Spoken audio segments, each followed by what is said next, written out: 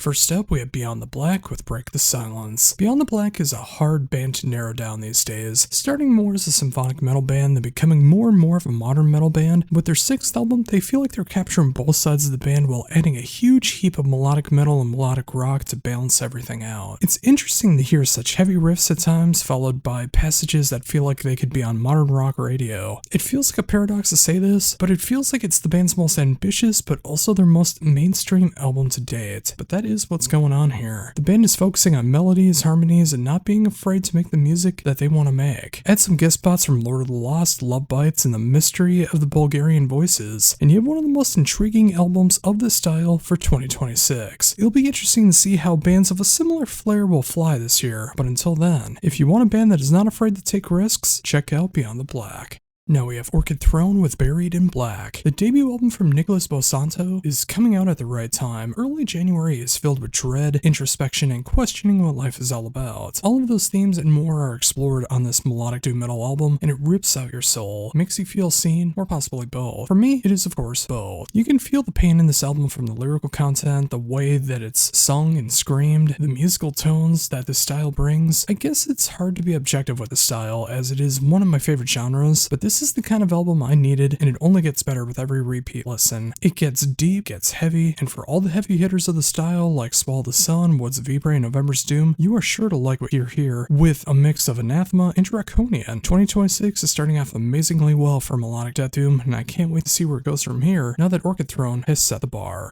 And lastly, for new albums out today, we have the Proto-Men with Act 3, The City That Made Us. An album I've been waiting for since 2009 is finally here, and it's everything that I want it to be. Granted, every song has been out since the beginning of December 2025, but it's officially out today, and I wanted every excuse to be able to talk about this 2026 album since it's technically out today for release. The Proto-Men is a hard band to describe without going into the futuristic folklore that it rightfully deserves to be talked about, but this is just a blurb review, so in short, and missing out on a lot, imagine a mix of Meatloaf, Queen, Styx, Coheed and Cambria, and Queensryche, focused on the themes of anti-fascism, destroying the hierarchy, and Mega Man, amongst so much more. The lore is very deep. While it's only January, this does feel like the comeback album of the year, and one that I've been waiting on for 17 years. This is simply how you continue a long-standing rock opera shining through the darkness. No matter your style of rock, punk, metal, prog, pop, etc., you're gonna find something to love about this one. It has it all, and the more you listen, the more it all comes together. Is it too early to say this is going to be in my top 100 albums of the year? Probably, but I can't imagine this one not being there. It is simply that good.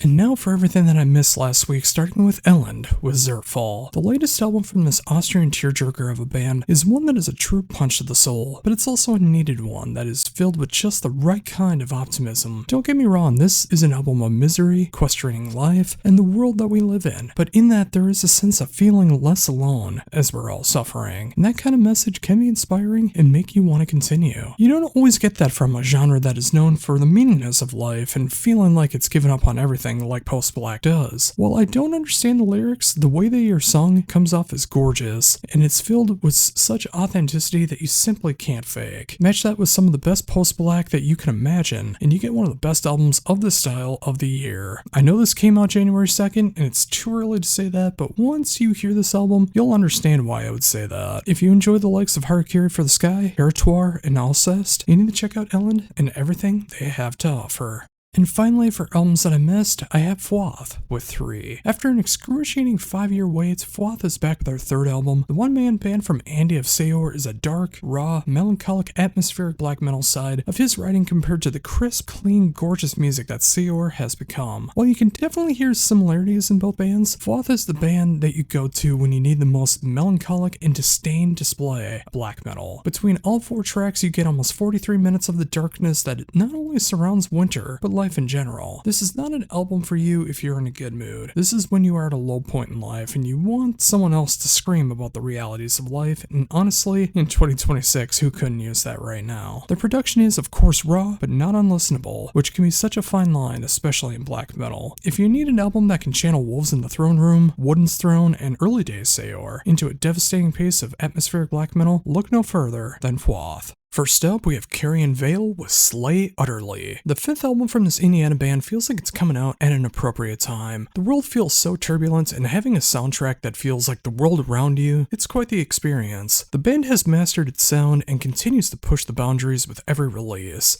The genre bending on this one is astounding, and it hits so many elements of death-defying moments, all while feeling natural at the same time. While this is very much a melodeath album, you can hear so much tech death, symphonic, progressive, and almost deathcore elements mixed together to make the music feel like a whirlwind, but a storm that you want to be swept in time and time again. If you enjoy the likes of the Black Dahlia Murder, Revocation, Summoning the Like, and Allegion, Carrion Vale is a band that you need to check out. Slay Utterly is the perfect starting point. Next up is Grey Wind with Severed Heart City. 2 albums into this Irish duo's career, and they have credited an emo side that I don't naturally gravitate toward, but I can't get enough of what they're doing with Severed Heart City. The album is about trauma and looking for a way to get past it all, and, well, if you know my backstory, that's probably why I connect with it so much. The songs are layered in pop, emo, pop-punk, electronic moments that feel like it should be tailor-made for modern rock FM radio, and who knows, maybe one day that'll happen here in the US.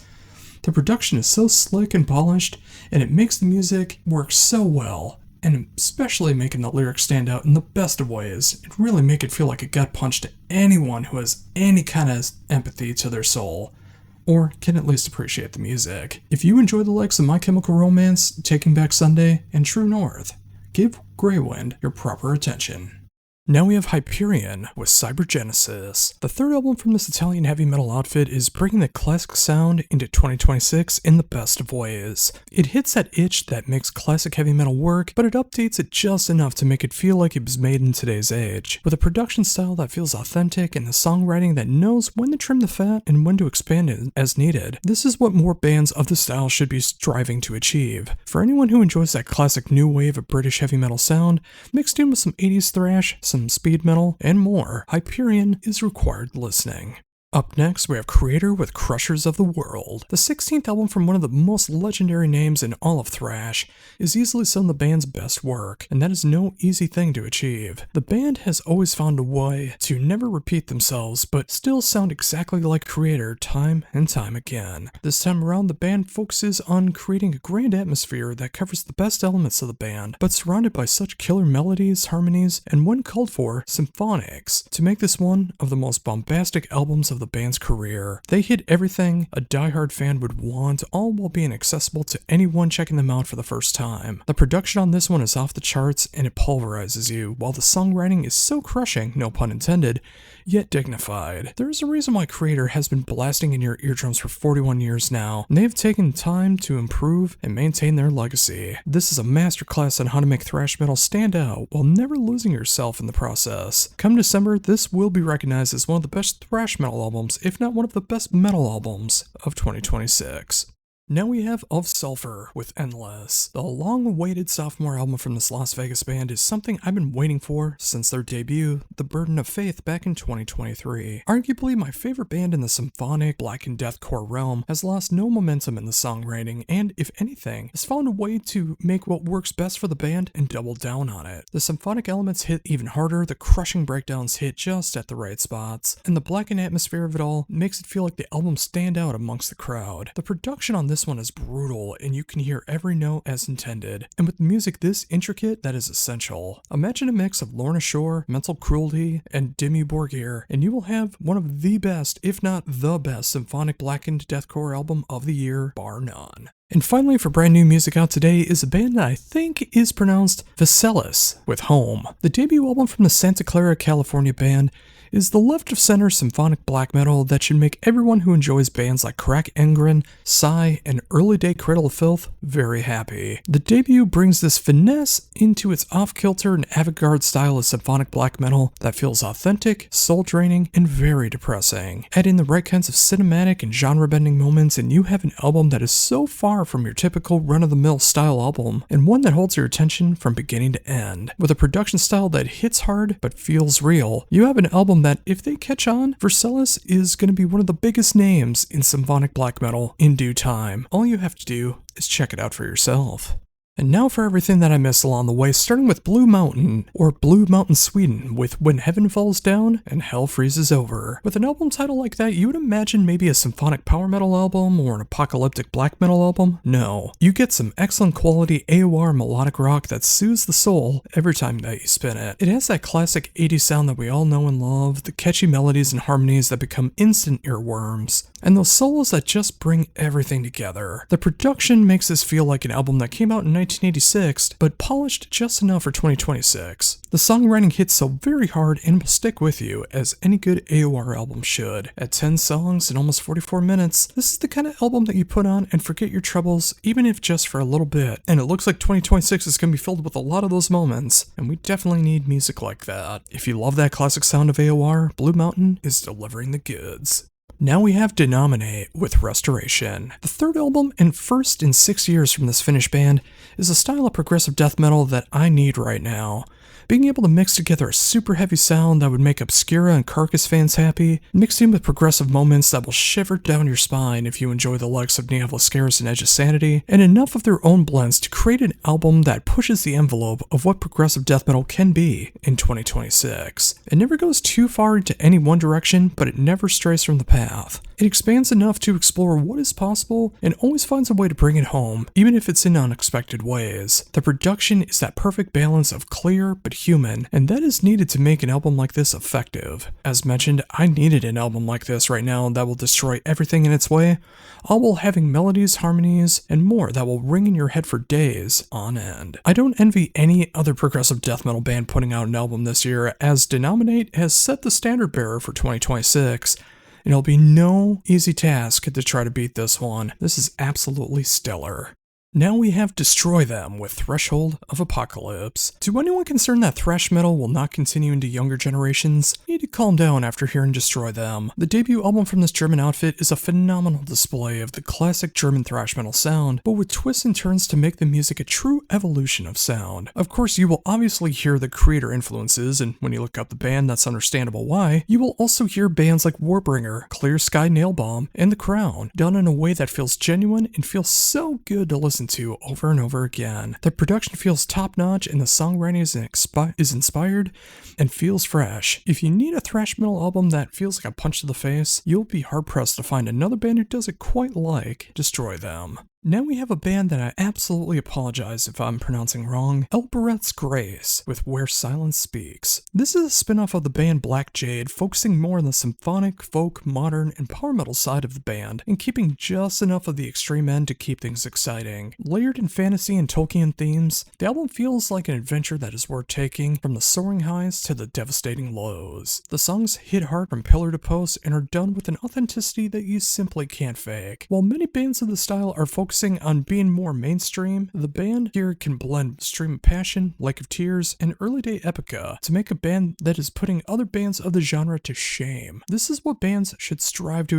achieve in the style, and if this catches on, it has every chance of being the standard bearer for the genre for a long time to come. Seriously, if you need some authentic, symphonic, and fantasy metal, check this one out. Next up, we have Enshine with Elevation. The third album, and first in 11 years from this French and Swedish band, hits that melodic death doom sound in a way that destroys the soul, but leaves you wanting more. The perfect example of how to mesh these genres together in a depressing and authentic way. Of course, you have Sebastian Pierre of Fractal Gates and Jari Lindholm, formerly of Slumber. How could you not have that rich, gorgeous, and devastating blend? The band has melodies and harmonies that soar through the ages, with just enough of the darkness to tie everything together. Matched in an otherworldly production style, and you have an album that is meant for those who truly want to get lost in melodic death doom. This is going to be a hard album to top in this style this year, and I am awaiting every band of the style to try to topple it. This is such a phenomenal display of the haunting beauty that truly is melodic death doom.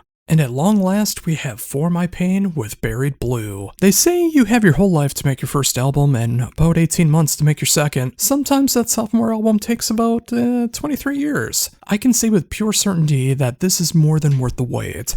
This Finnish band captures everything that you love about the late 90s, early 2000s goth sound without any of the fluff and the pure hooks from beginning to end. Of course, when your lineup consists of past and present members of Eternal Tears of Sorrow, Andromeda, Barbarians, and Poison Black, you are going to have a band that knows how to write dark, catchy songs, and they will be stuck in your head for days on end. At 11 tracks and 51 minutes long, this feels like a return of the Finnish goth that the world really needs right now in an ever-growing darkened world. It simply matches the mood. Whether you need a nostalgia trip or you just want to hear how the style needs to be done in 2026, Buried Blue is going to be one of the finest examples of what made the genre work for decades now, and it won't take much to understand why. And finally today we have Walls of Babylon with Aeons Apart. The fourth album in 11 years from this Italian progressive power metal band has created an album that is filled to the brim with what makes the genre work. Whether the band goes all guns blazing, focusing on the catchiest choruses possible, or shows off just enough of their chops, the band knows how to write for the style and for the music at hand. The production is stellar and it makes every song sing, all while the songwriting takes you all over the universe of the genre without breaking the boundaries. This is easily for anyone who needs their fix of bands like Halloween, Stradivarius, Skull Revenge, and Lost Sanctuary. It's the kind of band that will make you smile from ear to ear in a time that we really need to get every smile that we can get.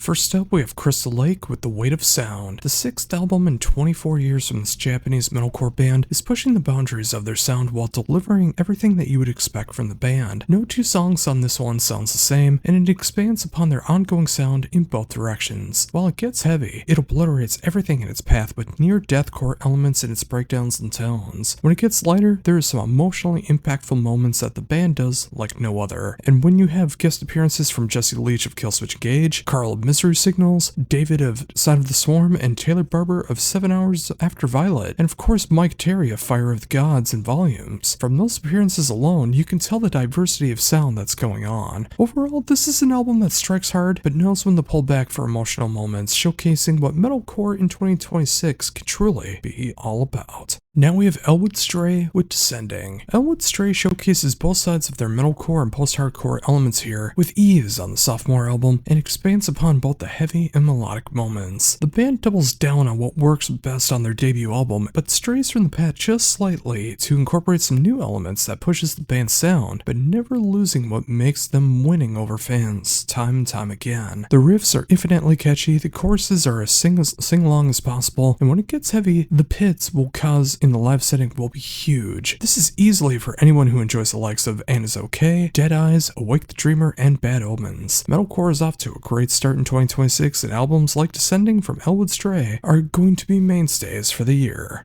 And now we have New Miserable Experience with Gild the Lily. When you have past and present members of bands like Revocation, Rivers of Nile, and Rosetta, your first thought is not that they would be making a dark, alternative synth rock album, but that's what happens here with the third album of this now full-fledged band. You can tell everyone a part of this album knows how to play their role in the music, as it feels crafted in a way that doesn't feel like a side project or something to do in your free time. This feels like the music comes first, and whether they're channeling their early day love of Nine Inch Nails, placing Mellotron to make Opeth and Porcupine Tree fans happy, or making sad music for the Radiohead and Jeff Buckley variety. This is a varied album with every song fitting like a glove. This won't be for everyone who checks out my list, but if you can appreciate a band who's known for having members who can do post-metal, tech death, progressive death metal, etc., showing a different side of their personality, check out what New Miserable Experience is all about. And finally, for brand new albums out today, we have Textures with Genotype. The Dutch prog metal band has returned after a bit of a hiatus and has put out an album that feels like a rejuvenated spark for the band and embarks on a new chapter. The band is always known for being one of the first bands to really showcase the progressive metalcore gen sound, being heavily inspired by Meshuggah and other bands of that style. But after some soul searching, the band feels like they are born anew with a still proggy sound, but exploring more of the melodies, harmonies, and dare I say mainstream sounds of Genotype. While the album still goes all over the place, Textures feels like they are more at home with bands like The Contortionist, Leprous, and The Ocean, and in all honesty, after many repeated listens, this was the right call to make. Rather than feeling like they're trying to retread water, they are exploring what is possible and still having hints of what the band used to be in albums and easily winning over new fans. While I can understand if longtime fans aren't going to want an album like this, I say just give it a proper spin or two. It'll start to click with you if you give it some some time, especially if you enjoy the album Drawing Circles. Sometimes you have to reroute to remain, just like the In Flames album, and it would have been easy to come back and just write another album of the typical Texture style for the nostalgia trip, but I appreciate their new path, and I'm all here for it. Give it time, and it might just work for you as well.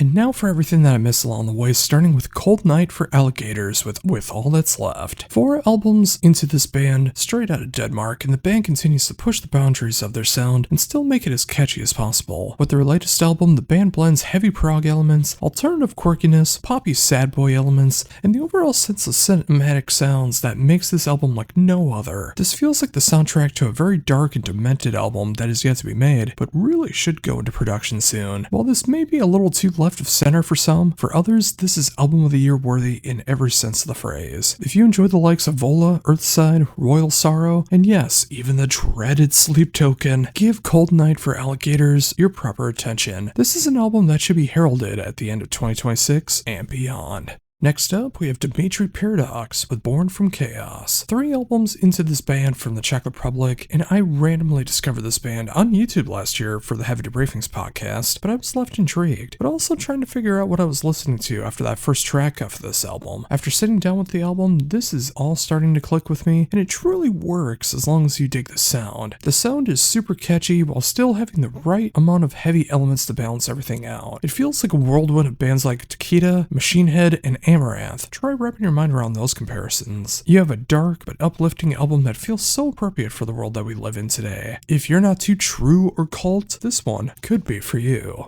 Now we have Exul with Sealed into None. This is a band that's simply epic. The debut album from this Canadian band is a welcome treat for anyone who enjoys the 80s epic sound but wants it updated for 2026. In what feels like an unholy mix of Candlemass, Crimson Glory, Crypt Sermon, and Early Day Fate's Warning, it is a combination I never would have expected, but I am falling in love with this album every time that I put this one on. The production feels like pure 1986 in every conceivable way, and the songwriting hits that power, progressive, doom, and classic metal sides with such ease and finesse. I would be shocked if this band doesn't explode into the stratosphere this year. This hits everything that you love and none of the fluff. To say this is a contender for album of the year for me is a complete understatement. It's everything that I love rolled into one, and I can't wait to follow what they do in the future. Next up is Polaris Express with Drifting Through Voids. What a thrilling album, combining the best elements of thrash metal, progressive metal, and just straight up heavy metal in what feels like an unholy mix of Voivod, Vector, and Cynic. When the album gets fast and heavy, it gets truly fast and heavy, feeling like it's slingshotting you across the universe. When it slows down just enough, it allows you to enjoy a beautiful view of everything that's around you. With a production style that is pure 90s progressive death metal, it feels rich and clear. At 10 tracks and nearly an hour long, this won't be everyone's cup of tea, but if you love sci-fi, progressive thrash metal, and you need it to reign supreme, I argue, who is possibly going to top Polaris Express in 2026?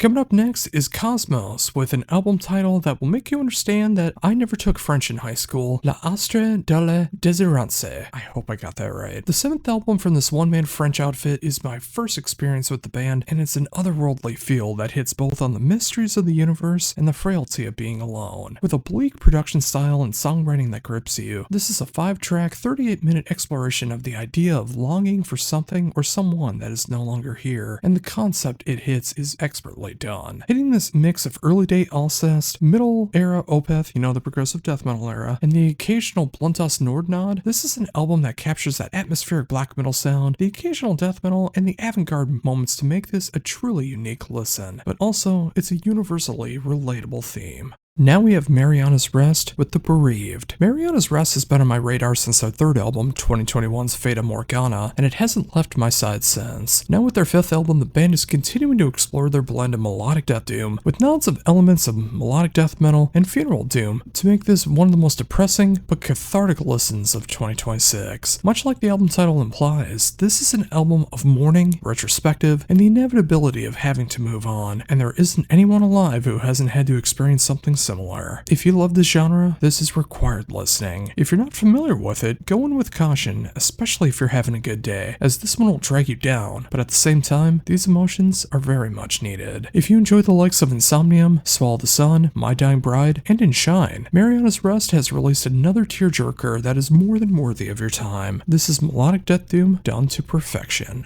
Now we have Servitude with Smoke and Mirrors. The debut album from the Swedish progressive metal band is one that connects with that classic 90s sound of the genre and mixes it up with the mid-2000s prog in a very hard-hitting mix of Symphony X and Opeth, with newer bands like Lost Sanctuary and Walls of Babylon. The production feels like a mid-2000s prog metal album, and that is a great thing. The songwriting knows when to get proggy, when to get heavy, and when to write for the song, which is not always the case in this style. This is a fantastic approach to prog, and it feels like a great first album to check out if you've never heard this style before, but want to see how it's influenced bands in the current day. Everything you love about progressive metal is here in all 8 songs and almost 57 minutes of music. It's palatable, and it'll be stuck in your head for days. It reminds me of why I fell in love with the genre almost 25 years ago. Now we have Soen with Reliance, 7th albums into the Swedish prog metal band's career, and they continue to evolve their sound with every release. With Reliance, the vocals hit the hardest they've ever hit. The music has become less proggy over time, but has this fine balance of prog and mainstream appeal, and the production is simply flawless. Every song on this one is an earworm, whether it gets heavier, proggier, or more somber. It will live rent-free in your head. The band refines and improves, and I could easily make the argument that this is their finest album to date. They have found their sound, embraced it, and continue to show what is possible with it. This is the kind of prog metal that speaks to me in 2026, and I'm so happy Soen is doing it with such authenticity. If you need a mix of Leprous, Catatonia, and Riverside, check out what Soen is doing in 2026 in all their glory. Next up is a band name that I'm going to try my best to get right, as I can think of a few pronunciations for this. Upior with Forefathers Eve, Redemption. The sophomore album, and first in a 2-part album, with Forefathers Eve, Damnation coming out April 3rd, is a sonic blast of symphonic blackened death metal that we need right now. It combines the brutality of Flesh God Apocalypse set in what they set the standard for, while adding elements of Crack Ingrid, Dimmu Borgir, and Cradle of Filth into a grandiose sound that makes for an album that feels like a symphony from the depths of hell. If you don't like segue tracks, this could be a deal breaker, as there's several in this one, but I've never had an issue with that. It's a nice break from the storm. Overall, the band has every chance of making the best symphonic blackened death metal album of the year, especially between both releases, as it was really smart to separate them into 2, give you the first course now, and the next one in a couple months to leave you wanting more in the process. This is absolutely spectacular, and if you love this genre, you'll have to agree. And finally today we have Valiant Sentinel with Netherrealm. You wouldn't believe how many times it took for me to get that and not say Netherrealm like Mortal Kombat. The sophomore album from this Greek band channels their love of heavy power metal and creates an album that strikes hard with every pounding moment. The production on this one is mesmerizing in all the right ways, and the songwriting, knowing when to go full force and when to let the melodies and harmonies shine, feeling like a grand mix of Blind Guardian and Rage, making for a style that hits as hard in 1996 as it does in 2026. Sometimes you just want an album to rip your face off from beginning to end, and that's exactly what Valiant Sentinel has accomplished with Netherrealm. If you want heavy power metal, check this one out right now. First up, we have Course of Fate with Behind the Eclipse. The 3rd album and first time I've heard of this Norwegian band hits a style of prog metal that hits right at home for me, taking the classic prog sound and updating it into a dark atmosphere with plenty of heavy moments and dynamics and songwriting. Between the stellar production style and the articulate songwriting and musicianship, this is what fans of the genre should be going after. This can get as heavy as Opeth and Evergrey, as grand as Circus Maximus and Queensryche, and stands alongside newer bands like Philosophobic, The Eternal, and Connect the Circle. 2026 seems to be a great year for bringing back the classic late 90s to early to mid 2000s prog metal sound, and I'm all here for it. This is a fantastic example of celebrating the past and pushing forward. Next up, we have the Hirsch Effect with what I hope is pronounced Der Bosch. I'm very bad at German. Easily the most diverse album to date from this German outfit is in the form of their 7th album. It's not often you'll find a band channel Sixth, Dredge, Between the Buried and Me, and the Dillinger Escape Plan, but that's exactly what's going on here. For every moment of bombastic chaos, it is balanced with hauntingly beautiful melodies and harmonies, and it feels even and appropriate. The production is clean and slick, with the songwriting taking left turn after left turn, making you excited to see where the music goes next. This won't be for everyone, but for those that want prog and mathcore on the experimental side, this is an album that is more than worthy of your time. This is genre pushing for those who dare to check it out. Now we have Lone Wanderer with Ezequiel, I think is how you pronounce that. My apologies if I got it wrong. 3 albums into the career of this German funeral doom band, and while I can't imagine it was intentional, this feels way too appropriate for 2026 so far. It's deep, dark, depressing, and it hits everything that you expect from the genre and still finds a way to hit you in ways that you don't expect as well. The production is fantastic and the songwriting grips your soul and drags you down into the grave. I also didn't realize that 3/4 of this band is a part of the revival metal band Kerrigan, so I have to give them extra props for being able to show off their diversity in songwriting as well. Overall, this is a masterclass of funeral doom that is not meant for the faint of heart, but feels so appropriate for everyone and anyone struggling right now. This is catharsis in a 72.5-minute husk. Up next, we have Mole with Dream Crush. The 3rd album from this post-black band out of Denmark is an album that more than lives up to the album title. This feels like the epitome of what it sounds like when all your hopes and dreams are crushed into oblivion. And in 2026, that seems more than a reality than ever before. While there are moments that can feel happy, hopeful, and joyous, it balances everything out with the darkest post-black laid to record to date. It takes both the good and the bad of having hopes and dreams and puts them into reality. And that reality is more often than not bleak. The production on this one is some of the best that you'll hear in the genre, and it makes me so happy to see that Nuclear Blast sees the power of the band and pick them up for this album. This is an album of beauty and pain, and if that doesn't describe life, what else possibly could? If you enjoyed Death Heaven, Numenorian, Garia, more is more than required listening. Up next is Our Mirage with Fractured Minds. My first taste of this German band comes in the form of their 4th album, and it's a shining example of that modern metal sound in 2026. The band could get super heavy and balance it out with gorgeous melodies and harmonies of mainstream that seems to be the sealing deal or the deal breaker depending on your taste in music. To me, the great thing about music is showcasing what you love to play no matter what the tones come out in the process. The production is crystal clear, and you would imagine that from this style, and the songwriting is so full of heart. No matter the emotions, it feels appropriate. No matter your state of mind, I think you might enjoy this one. And if you do enjoy the likes of Elwood Stray, and Is Okay, and Dead Eyes, Our Mirage might be your new favorite band in 2026. Up next is Raven Fire with Square One. The sophomore album from the Spanish heavy metal band hits the soul in the right ways. While the subject matter of the lyrics is quite dark, the music will put a smile on your face with its classic yet modernized sound. For being a DIY produced band and album, this feels like an album that any band of the 80s would have dreamed to have had at their disposal. Between all 9 tracks, you'll hear the revival metal sound mixed in with the melodic metal, AWAR, and sometimes even hints of prog for good measure. It's just an album that you can kick back or throw your fists in the air while enjoying it. If you want a mix of Scorpions, Dio, Cauldron, and Warlock, Raven Fire is here and ready to take flight. Give them a proper listen. And finally today we have Urn with Setting Fire to the Sky. Seeing the evolution of Urn since I interviewed them for their debut album is nothing short of mesmerizing. In just 5 years they went from an Opeth and Nevermore inspired album with Serpent and Spirit, to a dark Gojira inspired album about dementia and Alzheimer's with A Feast of Sorrow, to another evolution to Setting Fire to the Sky, feeling like a mix of Mastodon, Trivium, Gojira, and of course their previous material. Urn has put out another dark and refreshing take on society, grief, and abstract themes to make for an album that is an auditory sensation, even if it is a bleak one. The production is spectacular, but of course that's going to happen when you have Justin Hill of Sixth producing this one. It is a cathartic album as well that may help you weather any storm that this year has to offer. This is a year where we need to take any help that we can possibly get, and I'm glad that we get that through the gaze of Urn.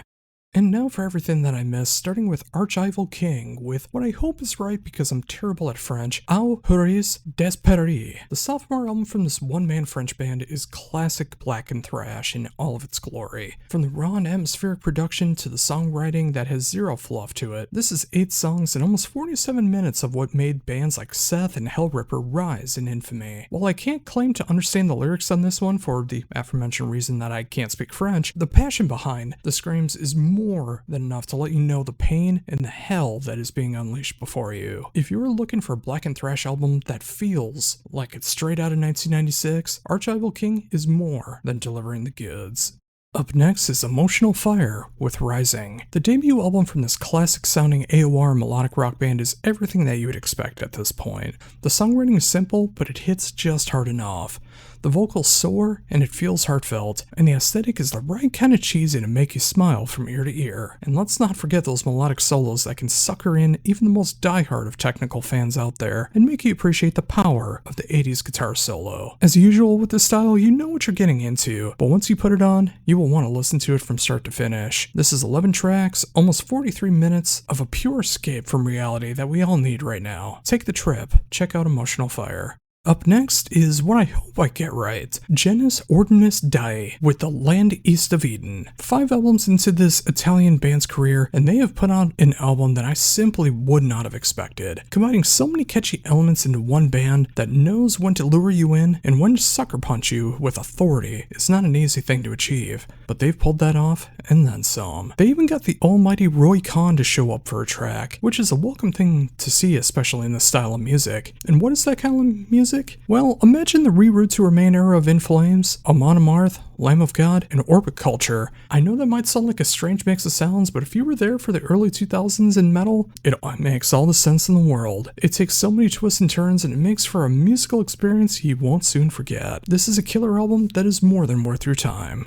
Up next is Glamour of the Kill with Vengeance. The third album and first in 12 years from this British band is the 2000s band that takes the best of the era and modernizes it, especially for 2026. This takes the sound of Avenged Sevenfold, Killswitch Engage, and especially early day Bullet for My Valentine, especially Scream Aim Fire, and remade it for the modern day. The production feels like the Poison by Bullet for My Valentine. The songwriting feels excelled and inspired in a way that no matter your love of catchy metal, you will find something to appreciate. It's melodic metalcore, it's hard rock, it's modern metal, and those nods to new wave of British heavy metal all rolled into one. That is either a nostalgia trip that you need, or the sound that will never be for you. Neither is wrong, but Vengeance is more than worthy of a spin to show you what the early 2000s sound has impacted for the modern day. To me, it's a cool thing to see in 2026.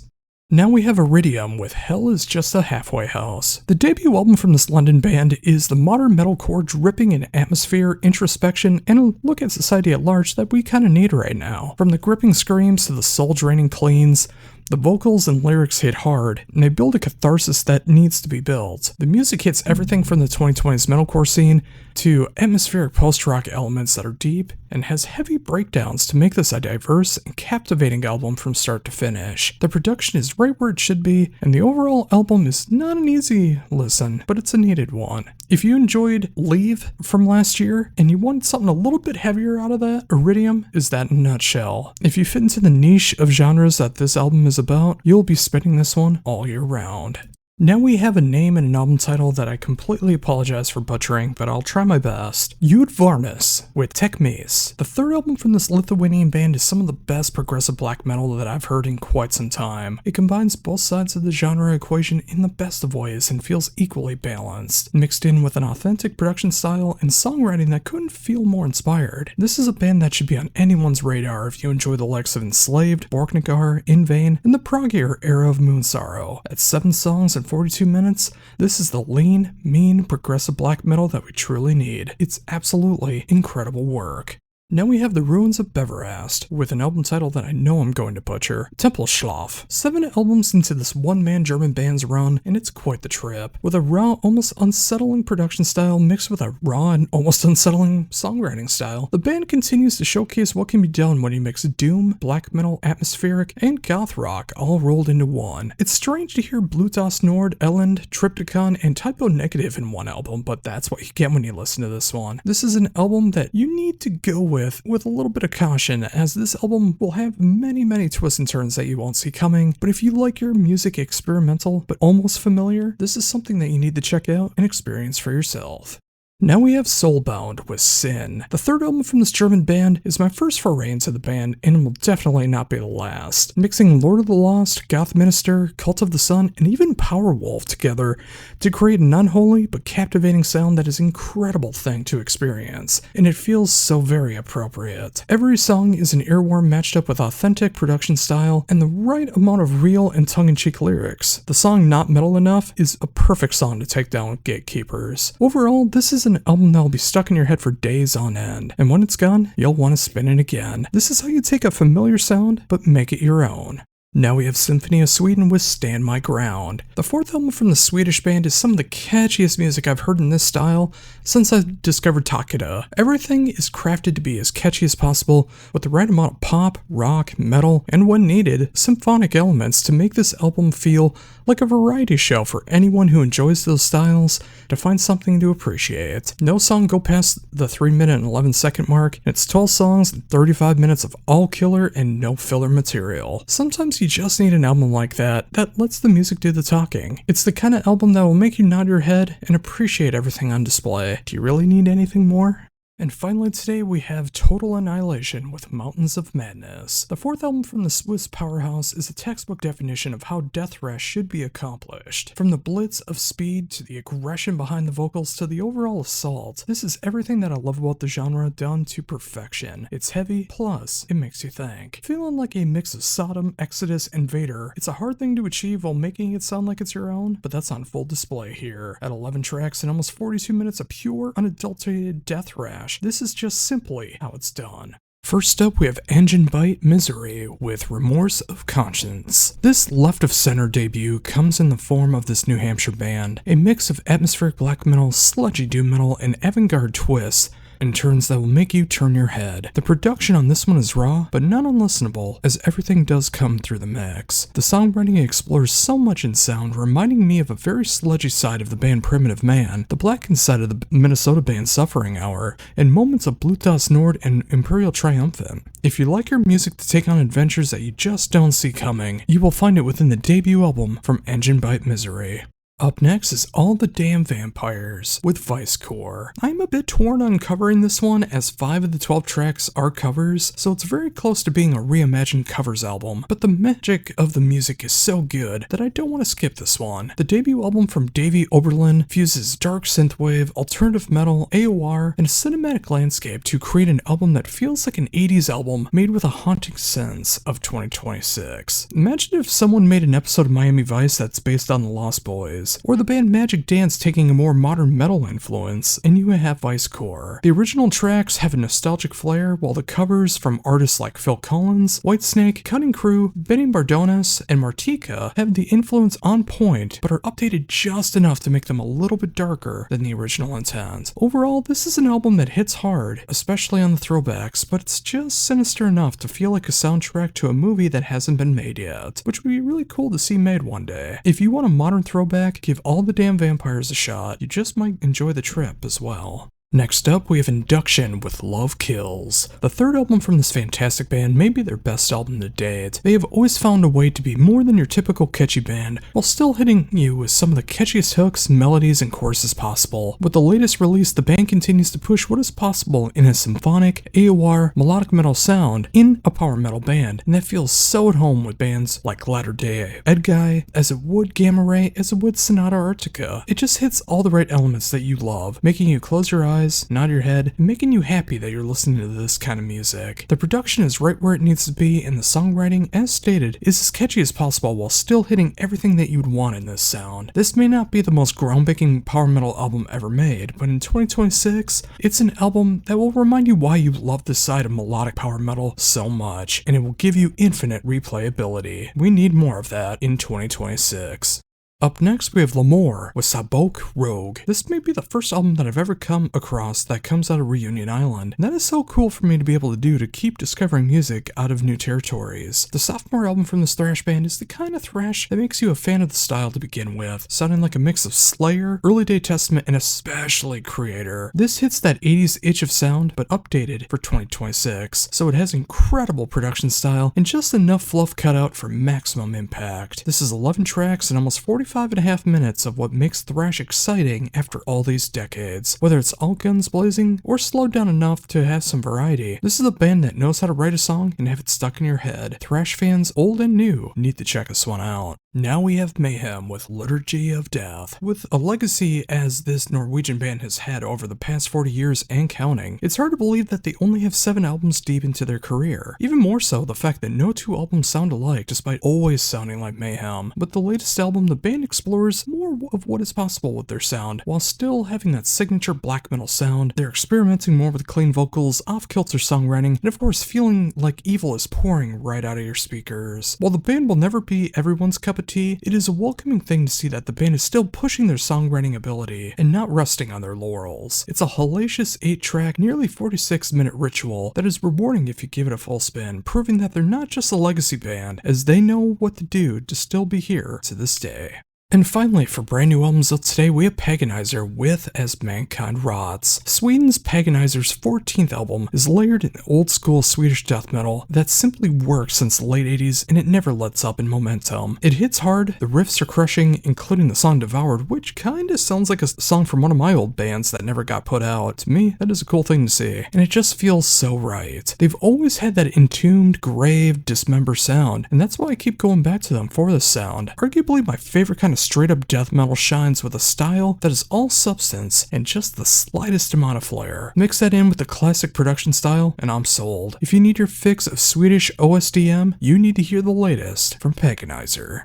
And now it's time for everything that I missed along the way, starting with a band name that I deeply apologize for getting wrong, as I know I'm gonna hit it wrong. Aftautonia with Through the Nebulae of Empyrean Aether. The third album in 4 months from this already prolific Norwegian one-man band is a magnificently made black metal that burns the soul. And no, this is not AI. There are flares of mystical moments that remind me of bands like Labyrinthus Stellarum, while still hitting that second and third wave black metal edge, while hinting so closely to DSBM. Every release so far is 4 songs a piece, or 1 song separated into 4 movements, and this is no exception. It's a long trip at 52.5 minutes between 4 tracks, but if you enjoy a soundscape of hellish proportions, this is more than worthy of the experience. It's cold, dark, barren, and oddly soothing all at once. If you don't like long-form black metal, this will not be for you, but for everyone else, this should be a mandatory listen. Now we have Every King Has a Clown with their self-titled debut. The debut album from this one-man US band is filled to the brim with too many guest performers to mention in a block like this, but still feels like the band has been around for decades, hitting so much of what there is to love about the 80s through the 2000s heavy metal sound, sometimes getting a little proggy, sometimes getting more power metal, sometimes getting a little doomy, and sometimes just straight up metal. It has a little bit of everything and none of the fluff. The production feels right where it should be, and no matter the genre shift, it feels like a chameleon, hitting everything that the styles call for, and it feels so satisfying to hear. If you want to hear a loving tribute to bands of the classic genres of metal, check out what this project has to offer.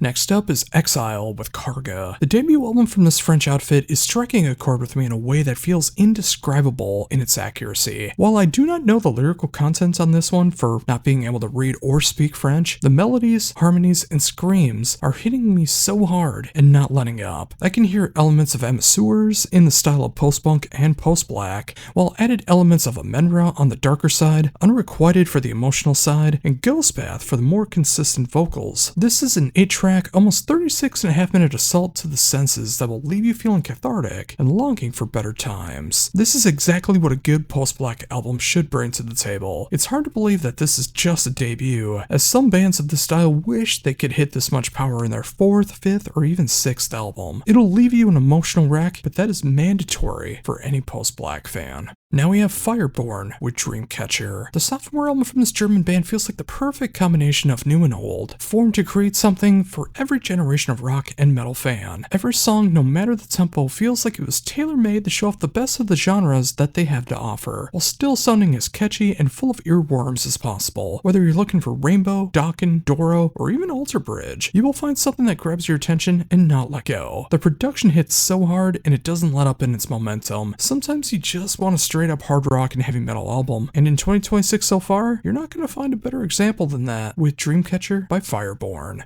Next up is Queen Kona with Long Live. The 4th album from this New York City band is the kind of progressive metalcore that grabs my attention. While it does have some gent moments, it doesn't rely on it, in favor of more of the mid to late 2000s metalcore sound that is more than just fretboard Olympics and wanking. There's real songwriting going on here, mixed in with vocal variety and a thick atmosphere throughout the entire album. It feels like a mix of After the Burial, Bury Your Dead, and Unearth, and for someone who grew up in bands like that in my pivotal teen years, that's a cool thing to see. Mix that in with a brutal yet clear production style, and you have an album that between all 10 tracks and almost 39 minutes is filled to the brim with peak performances and songs that hit so hard on record, and I'm sure will hit even harder live. Give this one a proper listen if this is your bag. You just might be won over as well.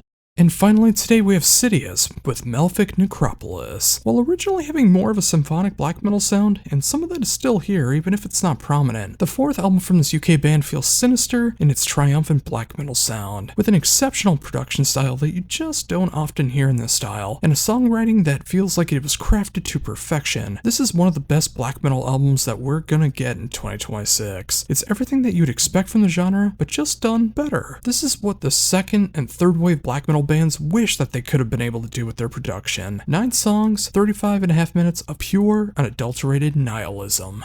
First up, we have Ashbringer with Subglacial. The fifth album from this Minnesota band, and actually they're just one town over from me, is the band expanding upon their blend of false black metal. The band has always been known for pushing the boundaries of progressive, post, folk, black gaze, and so much more into their black metal sound, and I've loved it ever since day one. With Subglacial, it feels like the band is going back into harsher sounds that they started with in the beginning, but not losing anything that they've learned along the way. The production will either be hit or miss for you, as it is quite raw, but every instrument is clear and the songwriting is worth your attention. It feels like it brings together everything that I love about bands like Aglock, Emiensis, Together to the Stars, and Panopticon into one place, but done with a southern Twin Cities metro charm. I can't say it enough, Minnesota has a phenomenal black metal scene here, and Ashbringer, while exploring so much more than its core sound, is an excellent example of it. I dare say this is their best album to date. Check it out for yourself. Next up is Blood Red with Colors of Pain. The fourth album from this German blackened death metal band is a visceral display of blending the genres and creating a dark and realistic look at life. Just from the album title alone, you can tell that this is a personal album that hits the pain of the current world while dealing with it on an individual level. The music more than matches up to it, and no two songs sound alike, and they all feel like they're exploring something just a little bit different while staying connected.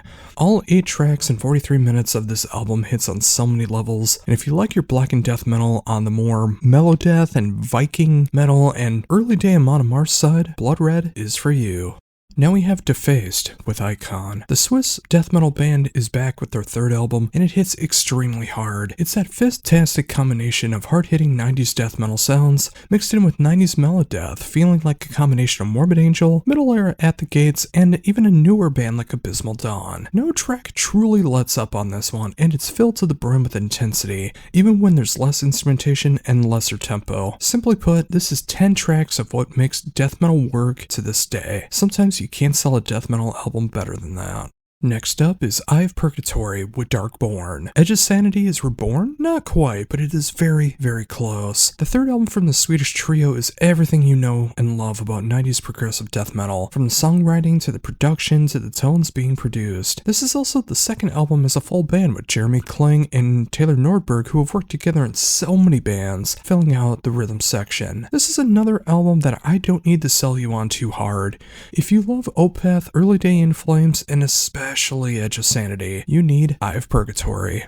Now we have Greyhawk with Warriors of Greyhawk. The third album from the Seattle outfit is that classic metal, power metal, and epic metal styles personified. 11 tracks and almost 50 minutes of the nostalgic sound in a revival metal package, paying tribute to the legends of Judas Priest, Dio, and Hammerfall, all while falling in line with bands like Visigoth, Sumerlands, and Eternal Champion. While nothing here is reinventing the wheel, it doesn't need to. It just needs to be undeniably solid, and Greyhawk may be the shining example of how that's done in 2026. This is sure to make any revival metal fan smile from ear to ear, and it'll only take one listen to understand why. Now we have Hoaxed with Death Knocks. The sophomore album from this Portland trio is such a killer album, combining that dark and occult rock sound mixed in with hard rock and classic heavy metal to make for an album that can hit you on so many angles, but all of them feel right. Mixing a sound that reminds me of Ancient Wisdom meets Unto Others meets Tribulation meets Blood Ceremony. While the debut album is great, I love the direction of the band is going in now, and I hope they continue to explore it further. If you want to hear your hard rock and metal on the dark side and captivating, Hoax is a band that you need to recognize now. You'll be so glad that you did. Next up is Melfic with Impermanence. The debut album from this Atlanta blackened death thrash band is an incredible experience that hits on all the right elements for this style, bending black metal, thrash metal, death metal, and an out-of-this-world melodies and harmonies that tie everything together. Between the clear and punchy production style and the songwriting that feels endlessly inspired, this feels like a band that mixes the Black Dahlia Murder, Carcass, Old Man's Child, and we kinda need that right now. Making for an album this strong at 9 tracks in under 40 minutes is such a cool thing to see too, because they give you everything that they have and it'll still leave you wanting more. You don't often find a band like this on their debut album with this quality. Check out Melfic and what they're all about. Now we have a band and an album title that I'm gonna deeply apologize for getting wrong. Ponte del Diavolo with Di Vemen Natura. Talk about a captivating album. The sophomore album from this Italian band more than lives up to the album title. This feels venomous in a way that strikes between its darkest black metal, its catchiest post-punk and gothic overtones, and the occasional doom that roars at you as you lie on the ground from the impact. It's such an odd combination on paper, but when you hear it executed, it makes all the sense in the world. The production is human, but it still sounds crisp and clear, and the songwriting is impeccable and inspired in ways that'll take you by surprise on the first listen. Imagine a mix of the latest album from Mesa, but adding moments of Latter-day Rotting Christ and Sisters of Mercy. That initial hit may shock you, but once you pay attention to everything that's going on, you'll keep wanting more. This is how you make music inspired in 2026. Next up is Slaughter Day with Dread Emperor. This is how old school death metal is at its most primal. The 5th album in 15 years from this German duo knocks the classic sound of that late 80s, early 90s death metal out of the park. From the authentic production style to the music, mixing it up between the pit-inducing riffs and the near-death doom elements to the classic sounds that remind you so much of Obituary, Autopsy, Grave, and Entombed. 10 songs, almost 40 minutes, and not a second wasted. This is how that classic straight-up old-school death metal is meant to be played. Here we have Space of Variations with Poisoned Art. When I interviewed this Ukrainian band back for their previous album, the world was in a very dark place, and 4 years later, it's only gotten worse. Somehow this band has gotten heavier and catchier at the same time. For every moment of modern clarity in the music, or a throwback to that 80s and 90s music aesthetic, they will come up with a breakdown or a monstrous riff that makes the band balance the melody and the disharmony of life in every song. You will hear moments that remind you of modern bands such as I Prevail and Elwood Stray, but you'll also hear moments that remind you of early day Killswitch Engage, just like it hit me 20 years ago. Well, I guarantee this will not be for everybody who normally checks out my lists. If you have an open mind when it comes to more mainstream genres, this is a band that is more than worthy of your attention. They are pushing the envelope in ways that need to be pushed, and it's going to pay dividends in the long run. They keep getting bigger and better on every release, and they deserve to do so. Now we have Temple Balls with their self-titled album. Just to get it out of the way, Temple Balls is a name that's always gonna make me laugh no matter how many times I hear it. Now that we're past that, the 5th album in 9 years from this Finnish band is one of the reasons why I keep going back down the well of melodic rock, melodic metal, AOR, etc. Every time that you think the genre is getting stale or needs a change, a band like Temple Balls comes out and reminds you why you love the genre in the first place. Every song is endlessly catchy, and somehow it never sounds the same. This is also sadly the last appearance of Nico, who sadly passed away a few months ago from cancer, and this is an excellent send-off to his guitar work and his songwriting, and I truly hope the band will be able to keep going forward and become even stronger in the face of tragedy. But to put it simply, if you want a fun and thrilling look at one of the best genres of rock and metal, you need to check out Temple Balls. And finally, for brand new albums out today, we have Worm with Necropalace. Right off the bat, Marty Friedman does a guest appearance on the track Witch Moon the Endless Masquerade, and I never thought I would say that he would be a part of a blackened death doom album, but as you would expect, he nails it in every conceivable way. The 4th album from this North American band is everything that 90s extreme metal is all about. From the super raw production to the clear and audible style of that, to the songwriting, whether it is 14 minutes at its longest or 7 at its shortest, it's all of the blackened, death, doom, and experimental moments that are simply legendary. You hear everything from Black Braid to Hood and Menace to Emperor to Cradle of Filth here, and it's still not as random and as quirky as the album gets. I mean, just check out the album cover. I mean, come on. This is the kind of album that is either a grandiose masterpiece or a complete hodgepodge of sound depending on your ears. I am of the former, and I can't get enough of it. Let Worm slither into you. And now for everything that I missed along the way, starting with Before I Turn with Immoral and Malevolent Happenings. 5 albums into this New England band's career, and they've made one of the most haunting and horror-infused metalcore albums I've ever heard. It's dripping in atmosphere, punishing in its riffs and breakdowns, and just the right amount of cleans to make the music feel even more tragic. This is the kind of album that feels like a film score when you close your eyes, and it fills you with dread with every passing second. You don't often get a kind of band like this with a theme where the music has the sense of a bands like Currents, The Contortionist, Periphery, Shadow of Intent, and the horror soundtracks of Danny Elfman. I can't guarantee everyone will like this, but if the idea of this intrigues you even in the slightest, you need to see what this band is all about and what they will surely come to be in the future. Who knew that saving progressive metalcore and deathcore styles would simply be honing in on the true horror that it can represent?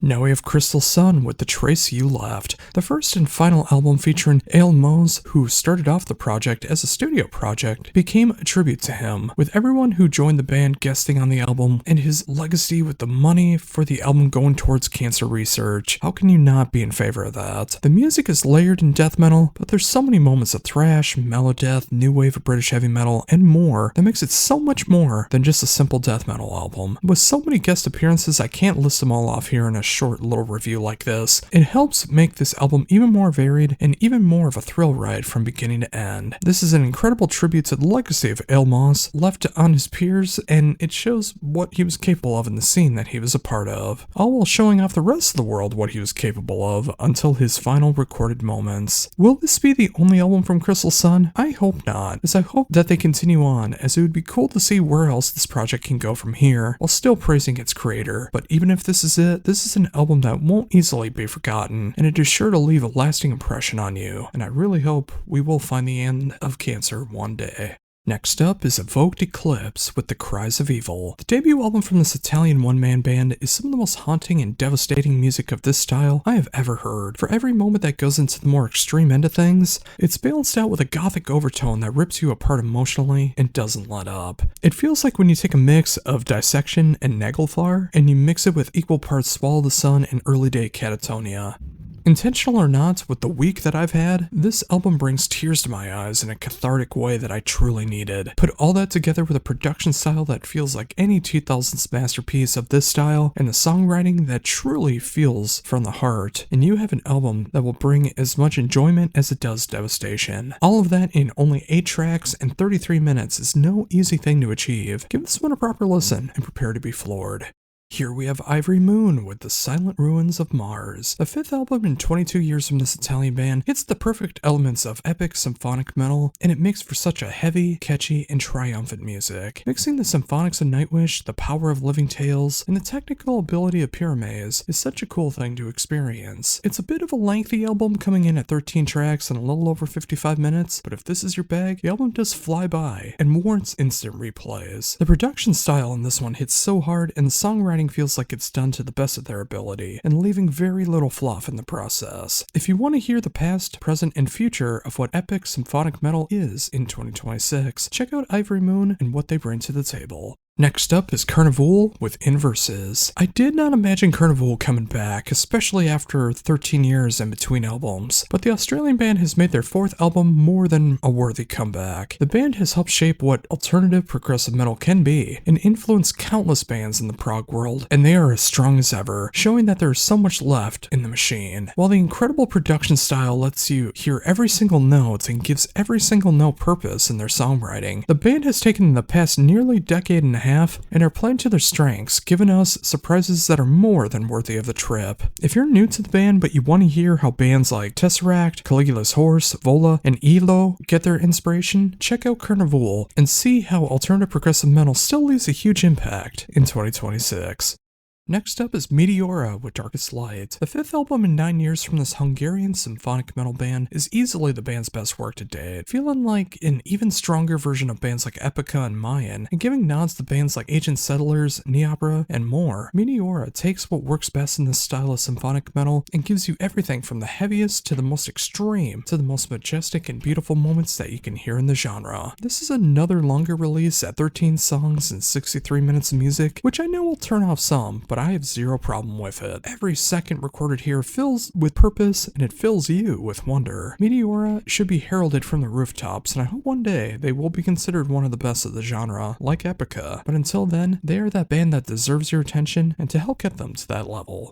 Now we got Night of the Vampire with the enchanting winds of the Dream Weaving Masquerade. The debut album from this Texas outfit is a combination of music I didn't know I needed until I heard it. Mixing black metal, post-punk, and 80s synthwave feels like an unholy combination. Given the name and the subject matter, that's actually correct, but it works miraculously in execution. Feeling like Middle Era Tribulation, Bathory, and Joy Division feels so wrong that it has to be right. The production is quite raw, but it adds to the vampiric nature of the music, not just a pun intended. And at 9 tracks and almost 34 minutes, this feels like the perfect example of what a debut album can offer you. And when it comes time to take that second bite, I think you'll be entranced. This is such a killer release, and I can't wait to see what comes next from this band known as Night of the Vampires. And finally today we have Tail Gunner with Midnight Blitz. The sophomore album from this UK band takes the best elements of their debut album and doubles down on what worked best while adding new flavors and experiences into the music. Of course, the most hyped thing about this album is that KK Downing produced the album, but I would have been excited for this one even without his name attached. When I reviewed Guns for Hire back in 2023, I knew I was hearing something special in that revival metal sound. The band is showing what they're truly capable of here, and it is some of the best revival metal that you're going to hear in 2026.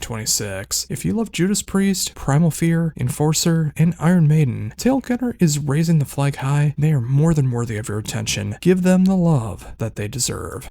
First up, we have Abstracted with Hearwraith. The sophomore album from this Brazilian band is quite the progressive experience. While you can hear so much from bands like Meshuggah and Textures, you can also hear bands like Between the Buried and Me, Opeth, and Scar Symmetry. The band has leveled up on this release and only getting stronger and showcasing the best songwriting and musicianship to date that they have done. The production is a bit on the raw side for today's age, but it also makes it feel more human at the same time. For anyone who wants that mid-2000s progressive death metal sound, Abstracted is bringing that with a 2026 flair, and it truly shines.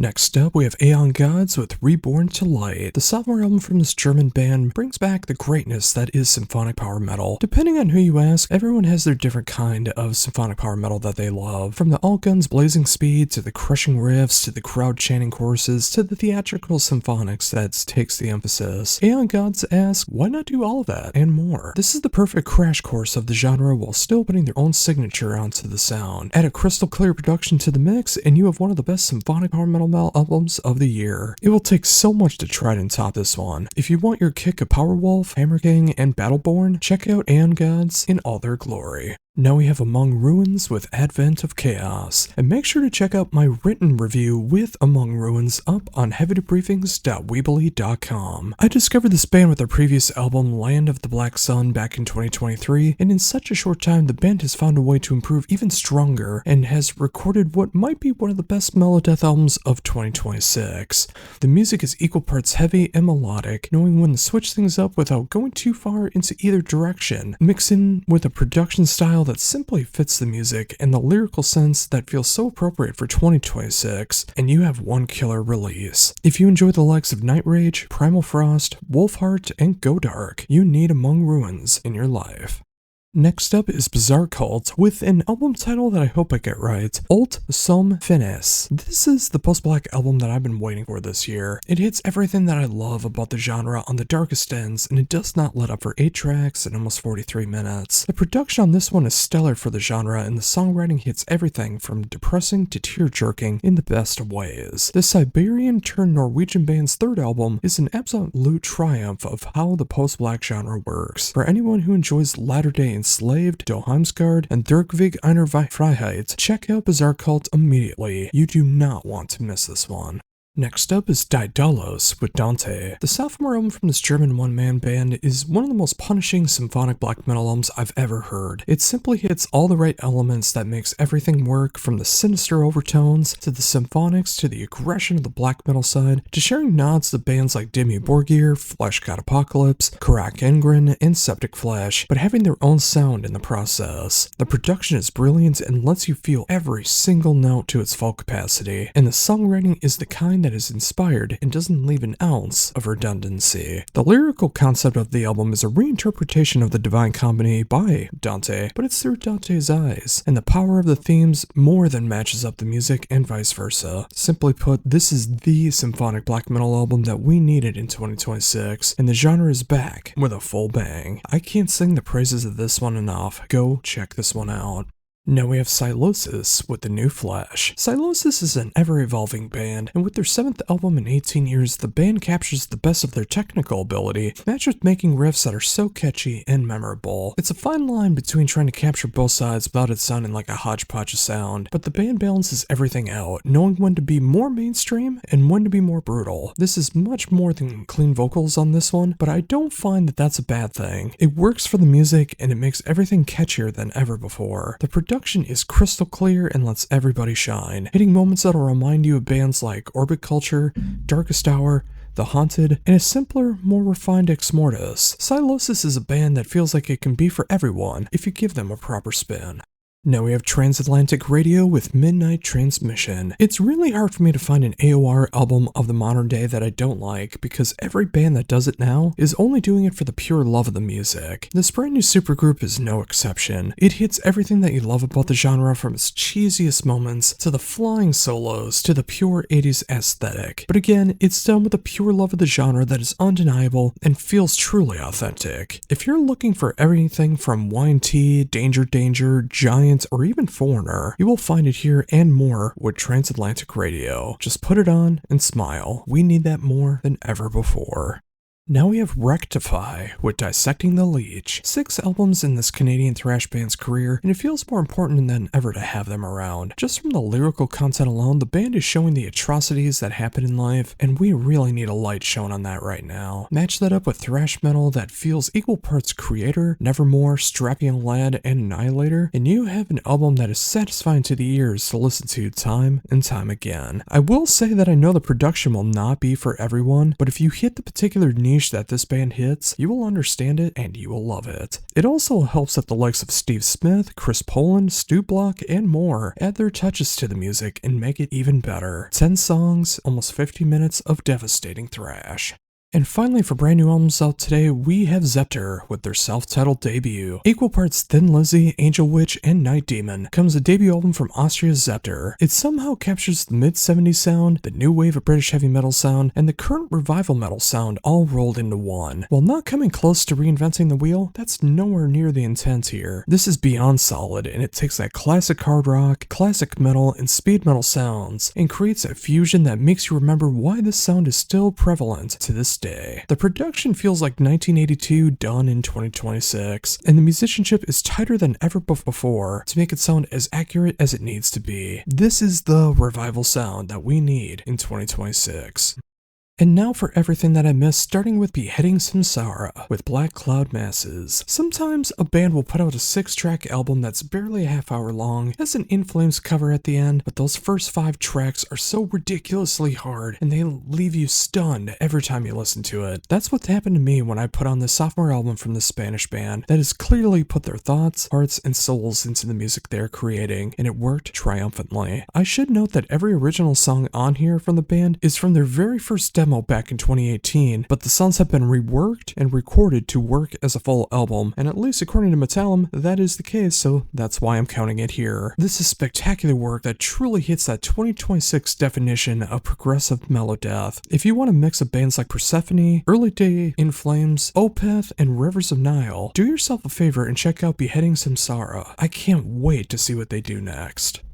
Next up is Converge with Love Is Not Enough. I'll keep this one short and sweet, just like the album. 10 tracks, barely 31 minutes long. It is pure Converge through and through. The first half of the album focuses on the more intense elements of the band, and the second half sees the band exploring more of their sound, yet somehow the entire album is consistent and it's done before you realize it. In fact, this is the shortest album the band has ever made. It's a crash course of the band from their earliest sounds to their most left of center moments and everything in between. If you ever wondered how first wave metalcore, mathcore, hardcore punk, and experimental sounds mix together and you've never heard Converge, let this be your first taste. Next up, we have Nulling Roots with Fourth Dimensional Dreamscape. At long last, after 6 years, comes the 6th album from this Arizona post-black band that has put out some of the best material in the genre. It has been a long and rough time without new music from the band, but was it worth the wait? Absolutely. This is easily some of the band's best work from beginning to end, hitting some of the most optimistic highs and pessimistic lows the band has ever recorded. The music is filled with wonder, hitting so many different emotions and styles all under the gaze of post-black. The production will not be for everyone as it is quite raw, but I dare say that the musicality on this one is such a high that after a while you won't even notice how raw the music and production is, and it will just fill everything with the right kind of atmosphere. This is also on track of an album, as it's 6 songs and 53 minutes, so if you don't like long songs, this may not be for you. But if you just care about the quality of the songwriting, this is a magnificent and spectacular release in a time where this music truly hits hard. If you like your post-black on the raw but defined side, check out Nulling Roots. Now we have Story of the Year with Arson. After coming back stronger than ever with 2023's Tear Me to Pieces, I had no idea what to expect with what will end up being this latest album. Arson feels like the polar opposite experience. It is much heavier in both the music, more screams, and especially the lyrical content. While there is a lot similar to its predecessor, like the fact that they have the same production team, several songs have that emo pop-punk sound to it, this album hits so much more on the raw, modern, post-hardcore approach. To put it simply, if Tear Me to Pieces is their Page Avenue, Arson is their In the Wake of Determination. And finally today we have Wolf Chant with Echoes of a Time Once Past. It's been 21 years since the debut album of this German folk metal band, and with every album they find a new way of being consistent yet never sounding the same. That continues here with their 9th album, filled with some of the best riffs of the band that they have ever created, mixed in with more genre bending and of course the folk elements that can never leave. You have a Wolf Chant that feels so appropriate for the 2020s, yet makes you long for the early 2000s when things were a bit simpler. The production is the right balance of clear and humanized to make everything flow together. And if you love that sound that comes from bands like Equilibrium, Tierfang, Winterforst, and Inseverum, Wolf Chant is required listening. Check this one out. First up, we have Assignment with the End Comes Silence. The long-running German progressive power metal band returns with their 6th album in 23 years. It's been quite the 6 years since their previous album, but the band has taken the time to refine everything that works about the band and hone in on their catchiest elements and create an album that is filled with technical ability, soaring vocals, and gorgeous melodic solos, and it makes the band truly stand out. The production on this one strikes hard, and it has everything that you want to be able to match the quality of the music. If you need your fix of bands like Symphony X, Evermore, Timeless Fairy Tale, and Chaos Frame, Assignment is doing the progressive power metal genre proud. Now we have Black Swan with Paralyzed. 3 albums into the powerhouse of a group with past and present members of Michael Schenker Group, Winger, Foreigner, and Mr. Big is the late 70s through early 90s hard rock and metal personified. The key difference is that pulling off this music in 2026, you have to have a pure love for the music, and that is showcased here throughout all 11 tracks. With a fantastic production style, it lets the songs shine whether they are more heavy riff orientated or a little more subdued. Without question, this is the band's best material to date, and there is no signs of the band slowing down. I'm so thankful for bands like Black Swan that showcase the best elements of their sound, but still find a way to make it relevant and rewarding for the modern day. This is why rock and metal will never die. Next up is Cryptic Shift with Overspace and Super Time. The sophomore album from this UK outfit featuring 3 fifths of the band Slime Lord is the kind of 90s progressive death metal meets 2000s tech death that I didn't know I needed until now. Feeling like equal parts atheist, necrophagist, and blood incantation, Cryptic Shift is applying the past and the present into a package that is not for the faint of heart. The production is pure 90s with that unquestionable presence era atheist vibe going on that I will never get sick of hearing. And the songwriting is quite the trek as well. The shortest song is almost 9.5 minutes and the longest song is almost a half hour, so this will not be for everyone, but for those who love their musical journeys, this will be the absolute elsewhere of 2026. Now we have The Gloom in the Corner with Royal Discordance. The 4th album from this Melbourne, Australia band is quite the intriguing mix of sounds that I simply wasn't expecting. This is one of the most bombastic and diverse metalcore albums I've come across in a very long time. It gets as heavy as it does mainstream and catchy, as it does experimental and just plain bonkers, feeling like an unholy mix of Lorna Shore, Latter Day Make Them Suffer, and Sixth. The production is super clean and punchy, which is what you need to make this kind of music have a full effect. While it may sound like a hodgepodge hodgepodge in description, once this one unlocks for you, the music flows together naturally and feels both heavenly beauty and hellish landscapes for your listening pleasure. It won't be for everybody, but if you want to hear what can be truly done to innovate the metalcore sound, this is a band that you need to have on your radar. Now we have Hella with A Reign to Conquer. The fourth album from the Spanish melodic doom band is thought-provoking and captivating. Embracing the dark side of the music even further, the band hits the style of melodic doom that can both sucker you in with its beauty and rip your soul apart with its themes and emotional power. The production is perfect for the style, and the band never feels like it writes the same song twice in its presence. If you want to hear something that channels the likes of Trees of Eternity, Early Day of the Gathering, and Sub Rosa, Hella is a must-listen, especially with their best release, that is, A Reign to Conquer. Now we have Joel Holska's 13 with From the Fade. The fourth solo album from Joel Holska is such a great mix of the classic sounds done in 2026. You can hear as much AOR and classic rock stylings with the approach that would come from a newer side of rock and metal fans that they would appreciate. The lineup for this album is also insane, with Vinny Appice on drums, Derek Sherinian on keys, and so much more. The production is a modern AOR sound, so everyone shines loud and clear, but of course, Holska blazes through it all no matter how simple, melodic, heavy, or shreddy the guitar work comes into play. His resume is too long to list in a blurb review like this, but it'll only take a song or two for you to realize the true staying power of this album. Give it a proper spin and prepare for some of the most competent music of the genre in 2026. Now we have Locust Noir with Shadow Sun. Straight up, this is going to be my goth album of the year unless somehow something beats this. Ben Demon of one of the most underrated bands of the 21st century, Cybreed, takes a stab at gothic music, and it feels so hauntingly beautiful as it does authentic and painfully accurate. The production feels like modern day with enough classic callbacks to make this more than a nostalgia trip. The songwriting channels everything from Typo Negative to Sisters of Mercy to Middle Era Paradise Lost, making them fall in love with every track and reminding why you love the style with every spin. This is a masterclass of the style of goth in every sense of the genre, and I will be singing its praises till the end of the year and beyond. If you want to hear what is probably going to be the goth album of the year, check out Locust Noir in all its glory. Here we have a band name that I hope I get right, but I feel like I'm gonna mess it up.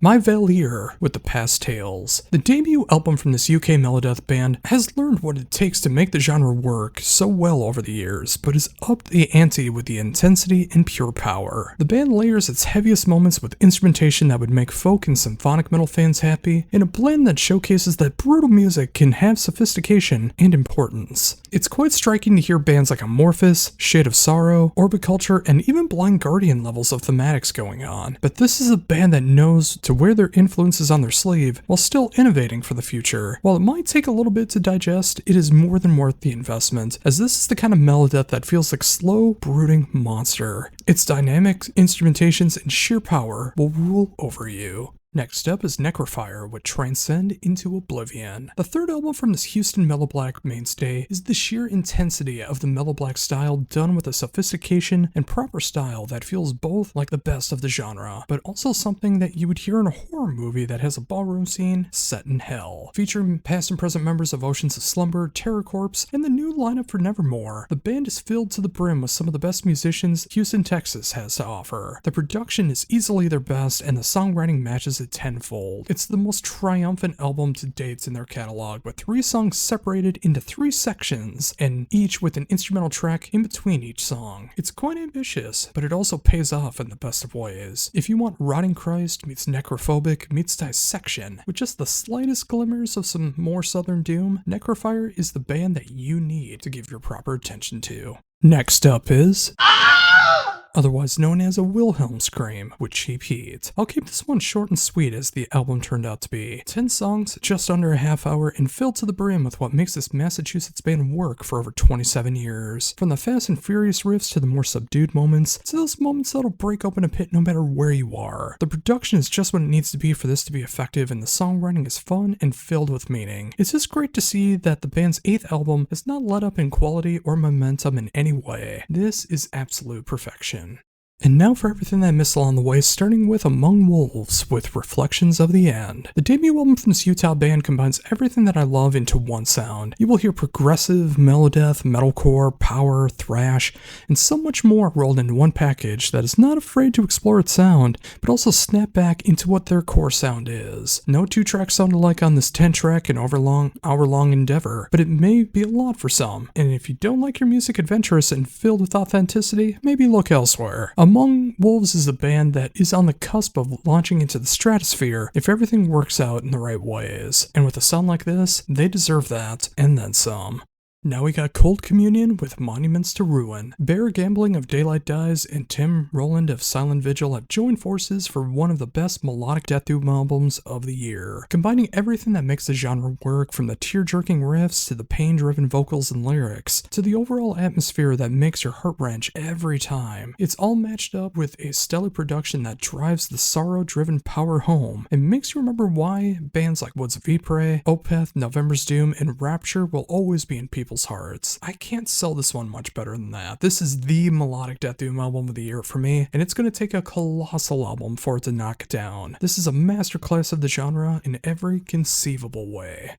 Now we have Exhumed with Red Asphalt. This might be the most fun Exhumed album to date. Every song deals with being on the open road in some way, shape, or form. The album just hits everything that I've ever loved about the band, but it's done to a new level. With as much love for the classic gore metal sound on display, the band also incorporates much more groove into the sound that makes you want to go full speed ahead on the highway, but brings things back enough to remind you that if you do, you may face your demise in numerous ways. It's 10 tracks and 36.5 minutes of horror-filled love letter to the open road. It's everything that you want it to be and more. Always support Exhumed. Next up is Leatherhead with Violent Horror Stories, or VHS. The sophomore album from this Greek band is a perfect love letter to the horror genre done through the gaze of classic heavy metal and speed metal. 8 tracks, 37.5 minutes of fast and furious metal with that 80s flair that makes Flotsam and Jetsam, Hellstar, Vigil Hunter, and Star Force fans happy time and time again. While not reinventing the wheel in any way, they are making some of the most rock-solid speed metal of 2026, and making it feel as evil as it deserves to be. If you want that classic sound, and of course your love of horror, Leatherhead has nailed it perfectly. Next up is Love Bites with Outstanding Power. 5 albums in 9 years from this Japanese band showcasing the pure ferocity that the speed, power, and heavy metal genres can still have, all while making the best music possible in the process. The band has always been fun, and this is no exception. Every track, no matter the tempo, is memorable and worthy of being played live with a raw but human production style, and some of the best musicianship that you're going to hear in this genre, done with an authenticity you simply can't fake. I also gotta add how sick the double bass and guitar fills are on this one. Every time that you hear them, it just makes you smile from ear to ear. The genre is meant to be fun, and no one does it quite like Love Bites anymore. Go check them out. Now we have Silent Deep Ocean with Essence of Existence. The 6th album in 2 years, and no, this is not an AI band, from this duo featuring Gregory Hickey, formerly of Spine Furnace, and Tahina Spazova, one of my favorite funeral doom bands, Destruction of Orion, is back for 2026 with some of the best music of their catalog. Richie does almost everything on the record, both behind and in front of the production board, while Spazova does guitar, clean soprano vocals, and the cover art, giving an atmosphere for the dark, emotional doom metal that is cascaded by hauntingly beautiful vocals to make the music feel even more eerie but intriguing. The production will be hit or miss for a lot of people, but that is common in this style as it is quite raw and it matches the music perfectly because of that. It will also be rough and ambient for some people as this is over an hour and 24 minutes long, so it is quite the trek for some people. But if you enjoy this style, it will knock you over with its power and you won't even notice that almost an hour and a half has gone by. There is so much to love about this one, and if you leave your inhibitions at the door, you will find a treasure of a doom album with Essence of Existence by Silent Deep Ocean. If you're any kind of doom fan, do not skip out on this one. And finally today we have Socom with Reality Dimension. The debut album from this Italian-turned-German band is a wild combination of both classic, progressive, and melodic death metal, and it sounds like it was unearthed from 1996 recordings right after In Flames recorded Horacle. There's also flourishes of folk and thrash metal thrown in for good measure that ties everything together. It is a modern throwback in the best of ways throughout all 9 tracks and almost 51 minutes of music. If you want a contagious mix of Godiva, Ravenblood, and of course that classic In Flames sound. Skullet is a band that is more than worthy of your attention. Give them the love that they deserve. First up today, we have Grave Mass with This Is the Way, the debut album from this influential lineup featuring past and present members of Zimmer's Hole, Revocation, Tenet, and Just Cause. Is as heavy and as brutal as you would imagine it to be. The riffs hit in such an impactful way, blending the blackened death metal, thrash, and of course the subtle nods to Zimmer's Hole and Strappy On Lad all over the place. The production on this one packs a punch but still feels human, which is needed in songwriting like this to make sure that it feels all the more sinister in all the right ways. Grave Mass is the kind of band that you spin and forget your troubles, as it sucks you in for all 10 tracks and almost 30 minutes in length. Then you will instantly start it back over because it is just that good. We need something like that now more than ever.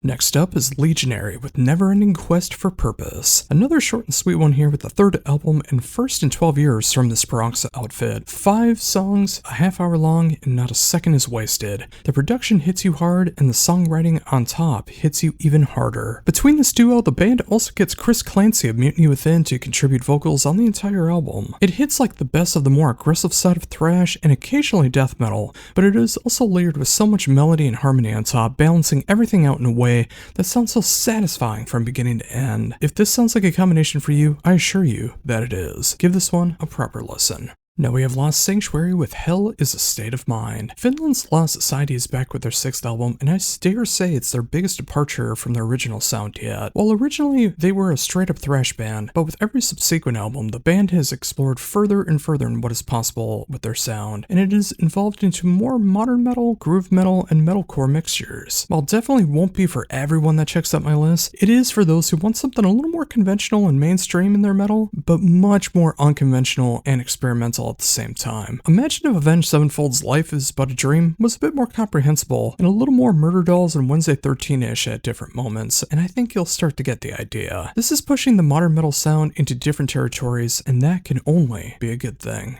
Next up is Mega Colossus with Watch Out. Just a little over 2 years since their last album, this North Carolina band is back with their 5th album, and it is arguably their best. Combining what has always worked best with the band in their sound and still pushing the boundaries just enough. And of course their lyrical references make this an album that is simply fun for all 7 tracks and 44 minutes in length. This is also one of the more expanded albums in the back catalog, not in the number of songs, but in song lengths, with some of them being the longest in the band's history. Letting the songs tell their story to the best of their ability, but it's not overly drawn out. Mix all of that with a production that matches both the modern and vintage techniques perfectly, and this is exactly what revival metal sounds should call for time and time again. There's an argument that this is the best album of the style in 2026, and I'm eager to see if any band can top it for the rest of the year. Now we have Nefastus with Shadows at the Light of Dawn. The sophomore album and first in 12 years from this Italian band is a welcome change in sound for 2026, combining melodeath, symphonic metal, thrash metal, and straight up death metal into a very catchy and groove-laden mix is not an easy thing to do and not make it sound like a hodgepodge of sound, but the band makes their vision quite striking and sophisticated. The production is more on the raw side, but nothing distracting, and the songwriting is a real feast of an album, hearing all the changes and how they interconnect. If you want a band that can channel Children of Bodom, Winter Sun, and Flesh God Apocalypse, see what Nefastus can offer for you. Now we have Tardigrade Inferno with Hush. The 3rd album from this left-of-center band is such an intriguing mix of dark cabaret music, mixed in with progressive metal and oddball moments to balance out the catchiness and the absurdity. The production on this one is insane and truly captures the nuances needed for a sound like this to pay off. There is no easy way to mix a sound that can remind you much of Devin Townsend, Stolen Babies, Unexpect, and Diablo Swing Orchestra, but that is what you get here and so much more. What I wouldn't give for Tardigrade Inferno and Stolen Babies to go on tour one day. But overall, this is the kind of album that is quirky, but it matches it with musical proficiency. If you dig that style, you will love Hush by Tardigrade Inferno. Next up is Temple of Void with The Crawl. The 5th album from Detroit's heaviest death doom band is another sign that the band continues to refine and improve with every release. So many people discovered the band from their 2022 release Summoning the Slayer, but the band has taken that sound and mixed it in more with what feels right in 2026 with The Crawl. This is a punishing album from start to finish, never truly letting up, though it does give you the occasional moment to breathe before crushing you all over again. Of course, you need a production style to match the songwriting to make these songs truly work work, and that's what's done here flawlessly. While I know Death Doom isn't everyone's bag due to the slow tempos, Tempo Avoid does mess with the tempos quite a bit on this one, and it doesn't just feel like one giant dirge. It's 7 distinct songs, almost 42 minutes in length, and it gets only more rewarding the more you listen to it. If you enjoy anything from Hooded Menace, Nightmare, to Woe, to Evoken, Temple Avoid has something for you. And finally, for brand new stuff today, we have Raid with The Skies Turn Black. The 10th album from the Almighty Raid is one of the most diverse albums in the Norwegian band's discography. For every song that reminds you of their signature blend of mellow black, there's a song that goes completely shocking in comparison. Sometimes it can be a film score motif, sometimes it can be an industrial goth rock song featuring Party Boy in the video. Overall, it's an album that is not for the faint of heart. This is great to see it, a band that has been rolling for 22 years plus and still finding new ways in their songwriting and showing that there's no lack of inspiration going on. The album just keeps getting better and better the more you listen to it. While I know this won't be for every Raid fan, this is for those that want to see the creative juice flow for the modern day, and that is a wonderful thing to see. And now for everything that I miss along the way, starting with the band Atlas with Sunder. The third album from this Finnish Northcore band combines elements of Orbit Culture, Gorgira, Hymn, and Catatonia, which feels like such an odd thing to say on paper, but when you listen to it, you can hear all of those elements and so much more. Of course, the music is fully layered in the modern metalcore sound, but it's those odd mixes of progressive metal, gothic metal, melodic doom, and more that makes the music stand out from the 2020s modern metalcore sound. The clean vocals are absolutely stunning, and the harsh vocals tear right into you. At 8 songs and almost 29 minutes in length, this is an album that doesn't waste a second and it goes right in for the kill at every possible chance. For anyone who ignores metalcore simply by association is truly missing out on Sunder by Atlas. This is a magnificent piece of metal.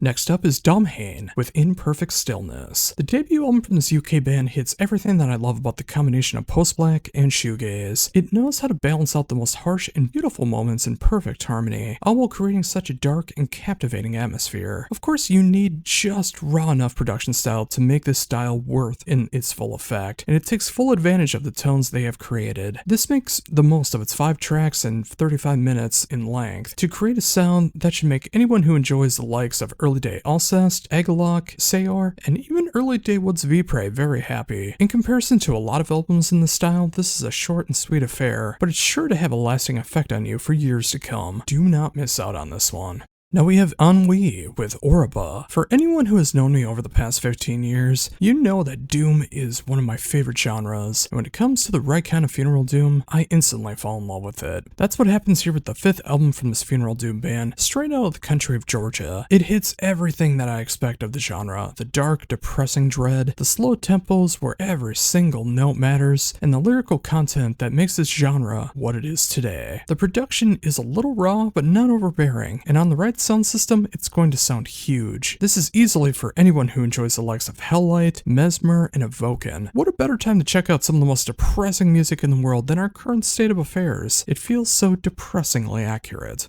Next up is Ethereal Treason with All Is Vanity, the 3rd album in 2 years from this unidentified band simply listed as sole member Animus. This is a band that feels like it's going off of bands such as Dayseeker and that dreaded Sleep Token at times, but there is enough of a difference. The music stays dark the entire time and knows when to transform from more alternative moments to poppier moments to crushing riffs. This is an album that, despite the subject matter, I can put on and relax and still get that heaviness factor thrown in for good measure. While I could proceed with caution on this one, if you're very much up in arms with the current mainstream heavy trends, for everyone else, this is more than worth your time, as it explores so much of what is possible with this style, and it gives you what you want on the heavy side. That's all I need to be happy. What about you? Now we have a band name and an album title that I know I'm going to get wrong. I'm going to try my best, but I apologize. Evig Not with Vakentimen. The 4th album and first in a decade from this Norwegian band is hitting that gothic death doom itch that I always need scratched. It's everything that I love about the genre and gives additional gut punches for good measure. Mixing the male growls and the female cleans is always a winning formula for me, and this is no exception. And when you mix into that sound that hits so much of what I love about bands like Draconian, Trail of Tears, Tears and early day Serenia, it just makes the dark soul that I have so happy. Also, the production on this one is top notch, which is not always common in this style. Overall, Gothic Death Doom is one of those genres you either love or hate, or you think is okay, but I've always been in love with it, and this is a shining example in the darkness as it is to the power, intensity, and emotional strength that it takes to make music like this. Spectacular work. Now we have Gladenfold with Soulbound. The fourth album from one of the very best bands in the melodeath / power metal genre is back after 4 agonizing years to create what could be heralded as their best work to date. This meshes the heaviness and the extremes with the power metal melodies and harmonies perfectly. Neither side feels like it is fighting for presence, with excellent production and every single riff feeling like it matters and has purpose. This is the kind of album that I put on and remember why I love both genres so much and appreciate when a band like this can pull both off and it never sounds forced. While I completely understand if you only like one style or you really hate one of them, it probably won't be for you. This is for those that can appreciate what is displayed on both sides, and it only gets better as time rolls on. If you enjoy the likes of Winter Sun, Camelot, Children of Bodom, and Brimir, you need Gladenfold.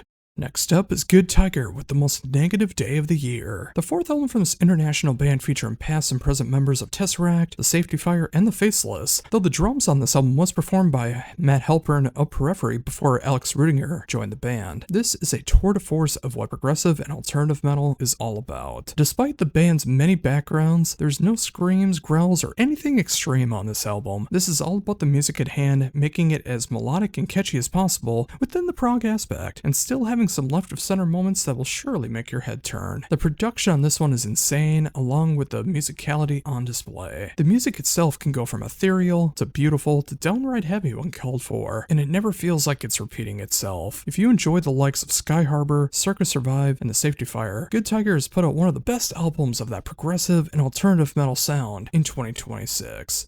Now we have Rosario with Northern Crusaders. The sophomore album from this Norwegian band is a tried and true take on the heavy metal / power metal variety, while using the power metal aspect as more of a flavoring. This is a pure heavy metal album through and through, hitting so much of what you expect from that classic sound, but updated just enough for effect. The production has this modern vintage feel to it. The drums in particular remind me so much of 80s Def Leppard, and the songwriting should be right at home for anyone who enjoys contemporary takes, like from bands such as Temple Balls, Black Swan, and Stargazer, all of whom I reviewed in recent times. The classic sound of heavy metal is alive and well. Check out Rosario and see for yourself. And finally today, we have Spegloss with Endarkenment, Being, and Death. The debut album from the Swedish powerhouse hits a style that is meant for anyone who enjoys the left-of-center elements of bands like Tribulation, Chapel of Disease, and Floating. While it is a death metal album through and through, the elements of black metal, heavy metal, and other left-of-center moments are what make this album stand out amongst the rest. I love when a band can play what they want to play and they don't feel like they have to be pigeonholed into a box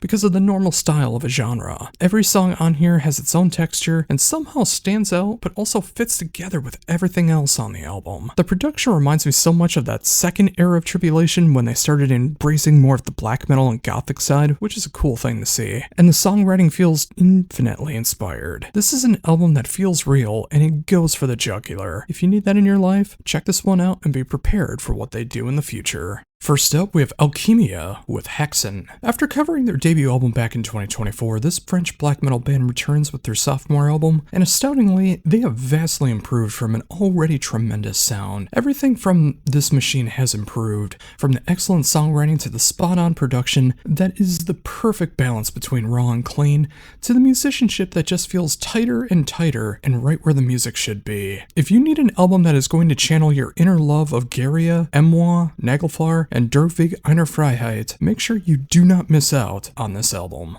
Next up is Dead Void Inc. with Chapters. The debut album from this Finnish melodeath band channels everything that you love about early 90s through mid-2000s sound of the melodeaths variety. You can hear the godfathers of the sound with At the Gates, In Flames, Dark Tranquility, etc., but you'll also hear moments of more classical elements of like Children of Bodom, or just the pure melody that you hear on a lot of Amorphous albums, even closer to metalcore elements like Heaven Shall Burn. The production feels like pure 2002 in the best best of ways, and the songwriting is endlessly catchy between all 8 songs on display.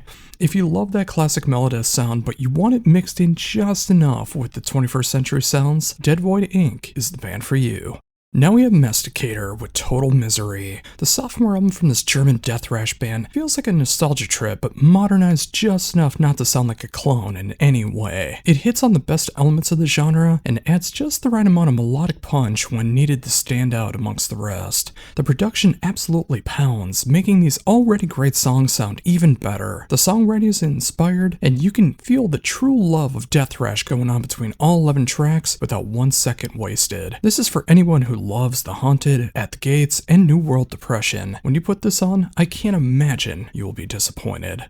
Here we have Monosphere with Amnesia. 3 albums into this German band's career, and the press release was not lying. This is easily the band's most ambitious album to date, and one of the most ambitious albums I've heard in progressive post-metal in a very long time. Combining the crushing riffs of post-metal in the vein of Cult of Luna and The Ocean, with the progressive tendencies of The Contortionist, and especially a band like Between the Buried and Me, and you have an album that can turn on a dime and hold your attention with every twist and turn. The production on this one is stellar and lets everyone shine through the songwriting, breathing fresh air into the genres represented, but still gives you a familiar feeling. This is a mind-blowing release that goes into the most heartfelt and devastating emotions one can feel. This is a must-listen for any progressive post-metal or progressive post-metal fan. Now we have Monstrosity with Screams from Beneath the Surface. The legendary Floridian death metal band is back with their 7th album and it crushes everything in its path. Always known for being a pioneering name in the Florida death metal scene, the band continues doing what they do best, creating killer riffs with just the right amount of melody to stand out amongst their peers. Also hearing Ed Webb, formerly of Massacre, doing his debut on this album absolutely slays and adds even more to the band's sound. If you want to hear the best elements of bands like Cannibal Corpse, Death, Malevolent Creation, and Deicide from one of the most underrated and underappreciated Florida death metal bands, you need to hear Monstrosity. Next up is Ravenspell with Obsidian King. The debut album from 3/5 of the Quebec black metal band Beholder is showing off another new form in Ravenspell. This is the band's take on heavy metal and speed metal sounds from yesteryear, and they nail it perfectly. 10 tracks, 40 minutes of pummeling comes in the form of the veins of Iron Maiden, Night Demon, Visigoth, and Cloven Hoof, making everything that just feels sinister enough, but never losing the tightness that makes the genre work. The production is pure 80s in the best of ways, and it's matched up with outstanding musicianship and plenty of headbanging moments. While we're in no shortage of the vintage metal sound, Ravenspell proves that there's lifeblood in the genre is still unalive and can never die. If you need the classic tones, check this out immediately. Next up is Vicious Rain with The Anatomy of Surviving. The sophomore album from the Swiss band is just the right kind of mainstream meets heavy sound that suckers me in every time, and there's no shame in that. For every breakdown, there is a melodic chorus that is undeniably catchy and will get stuck in your head for days on end. The band knows how to explore almost every major heavy genre of the last 30 years, and finds a way to make it palatable for everyone interested. There are as many modern sounds going on here as it is late 90s love, and none of it feels contrived or forced. For anyone who enjoys Elwood Stray, Heart of a Coward, Awake the Dreamer, and Space of Variations, you need to check out Vicious Rain. And finally, for brand new albums out today, we have Wolf Bastard with Satanic Scum Punks. It's been a while since I've come across some pure blackened crust punk, and I finally have some in the form of the 4th album from this UK band, and they truly live up to the album title. This feels like it was made by a bunch of satanic scum punks, and I mean that in the best kind of compliment. 11 songs and almost 29.5 minutes of grimy, slimy, crusty music, with the best elements of black metal and punk to make it a fast, thrilling ride that is over before you know it, requiring instant replay. If you want that midnight, Discharge, Venom, and Motorhead sound, Wolf Bastard has it nailed down, and I wouldn't want it any other way. And now for everything that I missed along the way, starting with Blackwater Drowning and Obscure Sorrows. The sophomore album from this North Carolina band doubles down on everything that made their debut album killer and explores what is possible in their sound. Feeling like a perfect mix of American melodeath and American metalcore, the band hits some of their darkest, most intense moments so far, while still finding the right melodies and harmonies to tie everything together. You can hear everything from The Agonist to Volcandra to Arch Enemy, and especially the Black Dahlia Murder, all rolled into one. fun, but captivating at the same time. Blackwater Drowning knows what works, and they are showcasing it to the best of their ability. If this is even faintly intriguing to you, you need to give this one a proper spin. Next up is Distorted Reflection with Doom Zone. The sophomore album from this Greek epic doom metal band more than lives up to the album title, as it feels like you were put dead center into the doom zone. While the production is more on the raw side, the songwriting, musicianship, and the pure atmosphere makes this a doom metal album that should not be missed. It hits everything that you would want from bands like Manila Road, Crypt Sermon, Beholder, and Sorcerer, and still finds a way to make it uniquely their own. This is an 11-track, almost 39-minute exploration of the heaviest, most captivating aspects of epic doom metal, and it only gets better with every listen. If you need that classic sound, give Distorted Reflection your proper attention. Now we have Final Gasp with New Day Symptoms. The sophomore album from this Boston band is my first taste of their blend of gothic metal and death rock, and all I want is more. This hits both genres perfectly and gets more and more satisfying with every listen. At 10 songs and almost 32.5 minutes long, it doesn't wear out its welcome in the slightest and uses every recorded second to its advantage. Imagine a mix of Unto Others, Tribulation, Ancient Wisdom, and In Solitude, and you have what this band does, and it leaves so much more room for what else could be. There's not much else I can say to really sell you on this one. No matter your type of goth love, you will find something to really truly appreciate about Final Gasp. Now we have Grace Death with Tender Skin, and I really don't know any other way to put it. This is one of the sexiest gothic albums I've ever heard, if not just one of the sexiest albums I've ever heard. The debut album from this Belgian duo puts the best elements of goth, rock, metal, occult, and other tantalizing moments that are meant to lure you in before they go in for the kill. Hearing everything from 2000s Finnish gothic metal, Catatonia, Killing Joke, Sisters of Mercy, and so much more is quite the combination, but it's simply works. The production lets every recorded element shine, and there's at no point does it lose focus throughout all 10 songs at almost 43 minutes. I don't know a better way to put this one. It's a hot album. Next up is Godovir with Artificial Dream. The debut album from Igor Kondovic, I apologize if I got that wrong, is quite the prog metal experience, hitting so much of what I love about bands like Riverside, Opeth, Gojira, and Amorphous, while having a huge influence from Devin Townsend, which you can absolutely hear in Vladimir Lilek's vocal delivery. It just makes anyone who grew up on 2000s through 2010s progressive metal nod their head they're in agreement. Between the excellent musicianship and songwriting, the production is right where it should be, and no matter how heavy, how melodic, how experimental things go, it's always done in a way that's palatable and makes you want to listen time and time again. Do not let this one slip by if you're a 21st century prog metal fan. This has everything that you could want, and so much more. Next up is Machine Supremacy with their self-titled album, and yes, that is pronounced machine. A breath of fresh air that I didn't know I needed comes in the form of the 10th album from this Swedish band. It's my first foray into the band, and that is quite surprising considering their debut album came back in 2004, but I digress. This is a mix of the catchiest alternative metal, power metal-esque moments, and the occasional video game chiptune Nintendo core elements that make you feel like you're living in this 80s future retro soundtrack at an arcade. While sounding like such an oddball mix on paper, the execution couldn't be more authentic, and it just puts a smile on my face every time that I check it out. If you are of a certain time period and you love arcade culture, this will put a smile on your face from beginning to end. If you dig bands like Syra, Soilwork, Sonata Arctica, and In Flames, this is a band that is more than worthy of your attention. Next up is a band name and album title that I deeply apologize for getting wrong, Misery Luminis with Sedera, one of the most intense atmospheric black metal albums I've come across this year, and that's going to be a really hard one to top. Imagine the atmospheric black metal sound, but with a modern production rather than being as raw as possible, and that's what you get here. It hits the nail on the head for the genre, but they leave so much room for experimentation and genre bending that no matter your love of black metal subgenres, there is something here for you. Hitting everything from Alcest to Garia to Heart Curie for the Sky to the black metal side of Deha. This is a band that will mesmerize you from their proficiency and win you over with their songwriting and musicianship. Seriously, if most atmospheric black metal is too raw for your taste, you need to give this one your proper listen, as I think this one will win you over for the entire genre. It's just that good.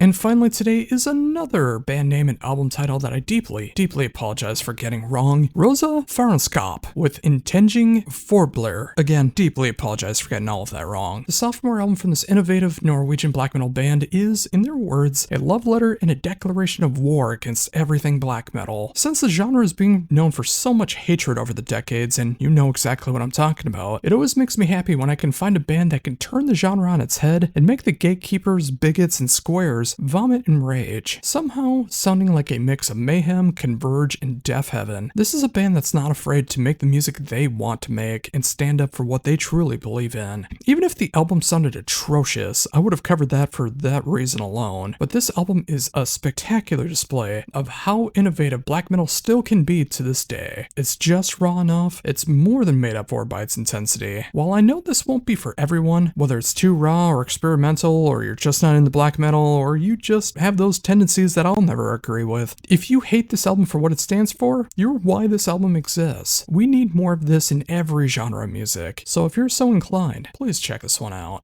Starting things off, we have Axel Rudi Pell with Ghost Town. The staggering 23rd album from the legendary German guitarist is here, and it's the classic sound that you expect. From the mainstay riffs that you expect, to the soaring vocals from longtime vocalist Johnny Gioli, to the standout melodic guitar solos, it's patented Axel Rudi Pell. That is the best compliment I can give. It's the familiar sound that we need right now for those who need something to go back to and escape reality. This will help you forget all your troubles in all 11 tracks and almost 56 minutes of classic metal, melodic metal, and AOR. Sometimes that's all you need. Next up is Evermore with Mournbraid. The third album from the Swedish power metal band is easily the band's best so far, and that is truly saying something. This is everything that made 90s power metal so special, done with enough authenticity to make it their own. You'll hear moments of bands like Edguy and Stratovarius, but also newer bands like Krillone and Twins Crew that showcase both the past and the present in power metal, and they give it their all. The production is off the charts in quality, and the songwriting already feels legendary, and it just came out today. This is the pure, unadulterated power metal, and I simply can't sell it better than that.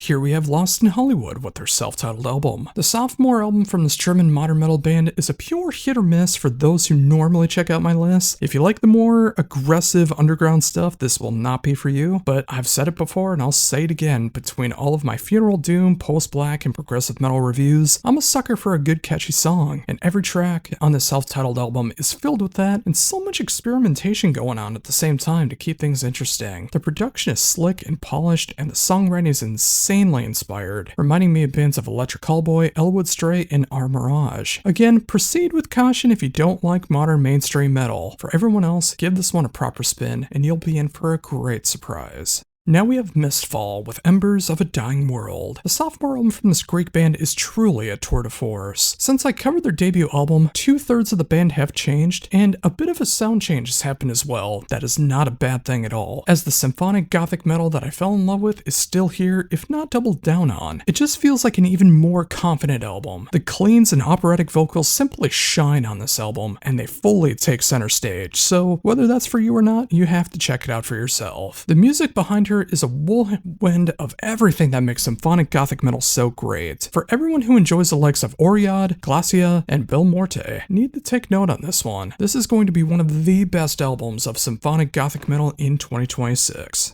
And finally, for brand new albums out today, we have Stainless with Lady of Lust and Steel. Easily one of the most fun speed metal and heavy hard rock albums that you're going to hear in 2026. The debut album from this Portland band creates a sound that makes speed metal, heavy metal, and hard rock work so together in that 70s and 80s sound, but it's filled with so much more lust and sin. The production feels like it was recorded back in 1982, and the musicianship on hand gives it that authentic feeling. This is a pure sex and rock and roll album that covers everything from Judas Priest to Whitesnake to Exciter to Sumerlands, and it's everything that you would want it to be in that sound. 8 tracks of pure, sinful rock and metal. Who wouldn't want that?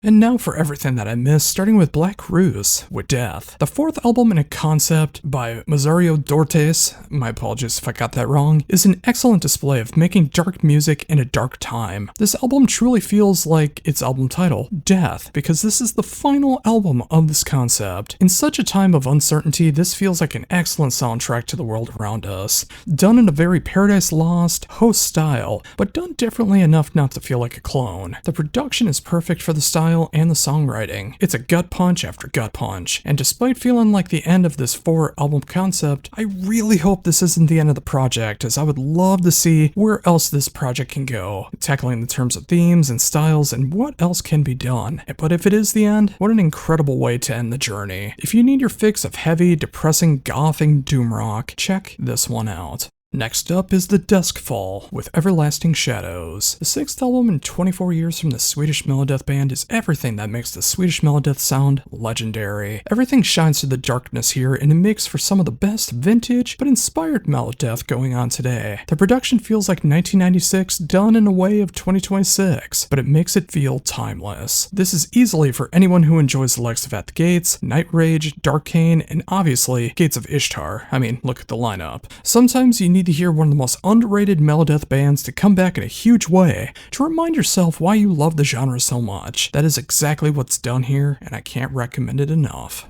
Now we have Huron with From the Temple to the Grave. Coming out all the way back in January, you wouldn't believe how many albums I got right now in my back catalog that I still want to try to cover. It's well over 100 at this point. The debut album from this German band is a truly dark take on the black metal genre, and it makes for some of the most eerie and sinister sounds in mellow black that you will hear this year. Even with how cold and evil the music sounds, there's just the right amount of melody going on here that either makes the music more triumphant or creepy depending on your taste. The production is a bit raw, at least in the mix, but it adds so much chaos to what's on display, and it leaves you with very little downtime before getting pummeled into the grave once again. If you enjoy the likes of Nulling Roots, Starer, and Prison of Mirrors, Hieron is making the mellow black for you.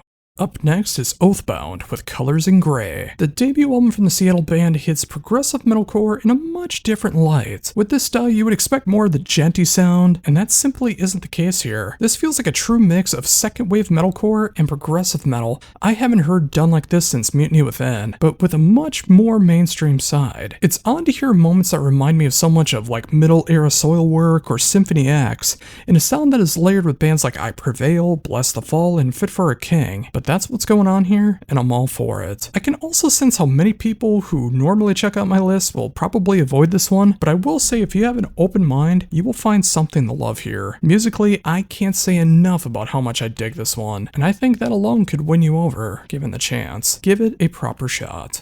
And finally today we have Us in the Void with The Fallen Empire. The debut album from this Finnish band is one of the most shocking melodeath albums I've heard in quite some time. It hits this blend of melodeath, progressive death metal, and cosmic death metal that you simply don't hear from a lot of bands, and it cascades over you song after song. With a production that hits the spots and the songwriting that stretches and snaps back like a rubber band, it's a shot in the arm that the melodeath genre needs every once in a while. It's an out-of-this-world experience for those who are looking for a mix of Omnium Gatherum, Belcore, Edge of Sanity, and In Mourning. Simply put, do not miss out on this one. It is more than worthy of your time. First up, we have Acidosis with Arrival. The debut album from this Miami Beach thrash band is chock full of fun tunes that hit some dark subject matter. The songs are all blistering and hit this level of thrash and similar subgenres that scratch the itch for those that are looking for a band that can do a little bit of everything from power trip to Megadeth to DRI to Suicidal Tendencies all in one band. The production on this one feels vintage in the best of ways, and the songwriting feels like a love letter to the past while updated enough to be effective for the modern day. This 26-minute assault is more than worthy of your time, no matter your style of thrash enjoyment. Now we have Defacing God with Darkness is My Crown. The sophomore album from this band out of Denmark is how you make symphonic, gothic, and black metal sustainable. The entire album feels like they doubled down on what worked best from their debut album and added the right herbs and spices to make the music as catchy as it is haunting. Mixing the best of bands like Dimmu Borgir, Karak Ingrid, Frantic Amber, and Zornheim, Defacing God is pushing the genre back to the forefront, and it's desperately needed. We've been sitting well on this style in 2026 so far, but we always need more, and this is a band that is more than delivering the goods for symphonic, gothic, and black metal. Next up is Divine Chaos with Hate Reactor. 3 albums into this UK thrash band's career, and they are easily at their best so far, capturing a great mix of thrash, melodeath, and super catchy choruses to give you a little bit of something for everyone, but never feels pandering. The production feels modern but authentic, and it's clearly real, with songwriting that is the exact same way. If you want a mix of Exodus, The Crown, and Silosis, Divine Chaos will be a band you need in your life. Next up is Godsticks with Void. The 7th album from this UK prog band hits the perfect balance of progressive rock and metal. It never gets too heavy, getting into progressive death metal that is, and it never gets too soft being straight up progressive rock. It's right in the middle, and it feels so good. That is not to say that this is not a dark and angry album, as it is easily their heaviest album that they've ever put out. And it's for those who enjoy Latter Day, Porcupine Tree, and the heavier ends of Riverside. The songwriting is top class and intricate, with a production style that feels sensational for the style. You can tell that they push themselves on this one, and it makes for an album that is worthy of any prog fan's ears. If you need a prog album that couldn't feel more appropriate in 2026, give this one a listen. Now we have Growth with Under the Under. The sophomore album in first in 6 years from this Australian band is something I truly needed. It combines the right elements of tech death, avant-garde, and extreme metal in a way that is palatable but pushes the boundaries of what is possible in these styles. Featuring past members of Niavlascaris, The Red Shore, and Function Cease, the band is more than up their game, and they showcase music that is for those who enjoy the likes of Ulcerate, Gorguts, and Volcandra. If you want that balance of chaos and eeriness, you need to check out Growth. Next up is Kerrigan with Wayfarer, and I'm just gonna say this is probably my favorite revival metal album so far in 2026. The sophomore album from this German band, featuring 3/4 of the funeral doom band Lone Wanderer, returns with their signature style of vintage heavy metal, and it's easily some of the best that you will hear this year. I love the debut album Blood Moon that came out a few years ago so much, but this is a gigantic step in the right direction, and it's the best qualities in all the right ways, from the production to the performances, and especially the songwriting. This feels like the best band of 1986 that you didn't hear until 2026. If you want a band that can combine the best of bands like Satan, Night Demon, Haunt, and Defender, do yourself a proper favor and check out what might be the best revival metal album of 2026. Now we have Power Paladin with Beyond the Reach of Enchantment, and I'm just gonna say it, this was my most awaited album of the year, and this is probably gonna be my favorite power metal album of the year. This Atlantic power metal band came out with one of my favorite power metal albums of all time with The Magic of Windfire Steel, and I think that they've actually did the right move and made it a more power metal album that is more mature, fewer references, and more refined. It was the right choice. While the music maintains the passion, fun, and everything that makes the genre work, it just takes things more seriously, and it's done with more earnest, and it makes for what will be likely my favorite power metal album 2026, and arguably one of my favorite power metal albums of all time. The production is killer, the songwriting is as majestic as it is smile-inducing, and it just captures that pure joy of what power metal brings to the table. This is my kind of power metal, and you need to experience it for yourself. Up next is Rivers Ablaze with In External Dread. The 5th album in 6 years from this Hungarian band is my first foray into the band, and I'm absolutely loving what I'm hearing. This is an extreme take on progressive, blackened death metal that is so satisfying to listen to over and over again, feeling like an unholy mix of a flourishing scourge, an abstract illusion, and oddly enough, I hear a lot of gore fest in the growls, and it makes the album feel so much more crushing with all these genres working in the right way, and it still finds a way to feel triumphant and cascades into a sense of darkness all around you. I love it when a combination of music like this works, and Rivers Ablaze is more than carrying the torch for it. It's sensational work. Now we have Samurai Pizza Cats with Press Start. My 3-word review of Electric Cowboy's techno was as follows: big, dumb, fun. If I have to keep it as short as that, Press Start by Samurai Pizza Cats is as follows: bigger, dumber, fun. 11 songs of anime, video game, and pizza-inspired alternative metalcore that is just meant to put a smile on your face and enjoy what you're hearing. Obviously, this won't be for everyone who checks out my reviews, but if you want to escape reality for a while and fall into a world that is as silly as it is proficient, Samurai Pizza Cats has provided you with that with Press Start. Now we have Siege Perilous with Become the Dragon. The debut album from this Colorado band is another fine example of just taking what makes power metal and epic heavy metal work and putting your own spin to it all. Of course, the band isn't fully reinventing the wheel here, but in a genre like this, that's not the point. It's to make the most solid music possible while hitting the moments that you would expect. You combine that with the excellent production and two awesome guest spots from Fabio Leone and Kristen Starkey to give this just a little more cred, and you have an album that is for anyone who enjoys the likes of Blind Guardian, Rhapsody, Krillin, and Evermore. Excellent, excellent music. And finally, for brand new music out today, we have Total Maniac with Love Overdrive. The sophomore album from this Baltimore band is pure sex, drugs, and Satan, combining 80s sleaze rock, crust punk, speed metal, and more into a familiar but fun-filled album that is exactly what you need sometimes, and you get more of that here than a lot of other albums. The production has that classic 80s flair to it, and the songs are tailor-made for the live setting. It's 8 tracks that are short, sweet, and fulfill the needs of bands like Midnight, Bat, Motorhead, and Stainless. What else could you possibly need? And now for everything that I missed along the way, starting with Chalice of Suffering, with The Raven Cries, One Last Time. The third album from this Minneapolis funeral doom powerhouse is exactly what I needed. It's so much more than your run-of-the-mill funeral doom by adding so many textures and layers to the music, creating an atmosphere of dynamics and just raw enough production and pure sadness across the album to make this authentic. Feeling like a mix of Apocalypse Orchestra, Aro, and Swallow the Sun, this is an album that redefines what can be done on one of the most haunting genres of metal, and it rips your soul apart in the process. This is how it's done, folks. Next up is Fabian Ernie with Starvale. One of the most standout vocalists in metal today has finally created a solo album, and it feels like the perfect mesh between her other bands Illumishade, Elvati, and her love of other styles of music rolled into one. Between the clear and polished production, the songwriting on this one showcases the best elements of her vocal ability and makes everything shine. It's a brilliant showcase that I hope builds into more solo albums and even more of a vast collection of material and styles in the future.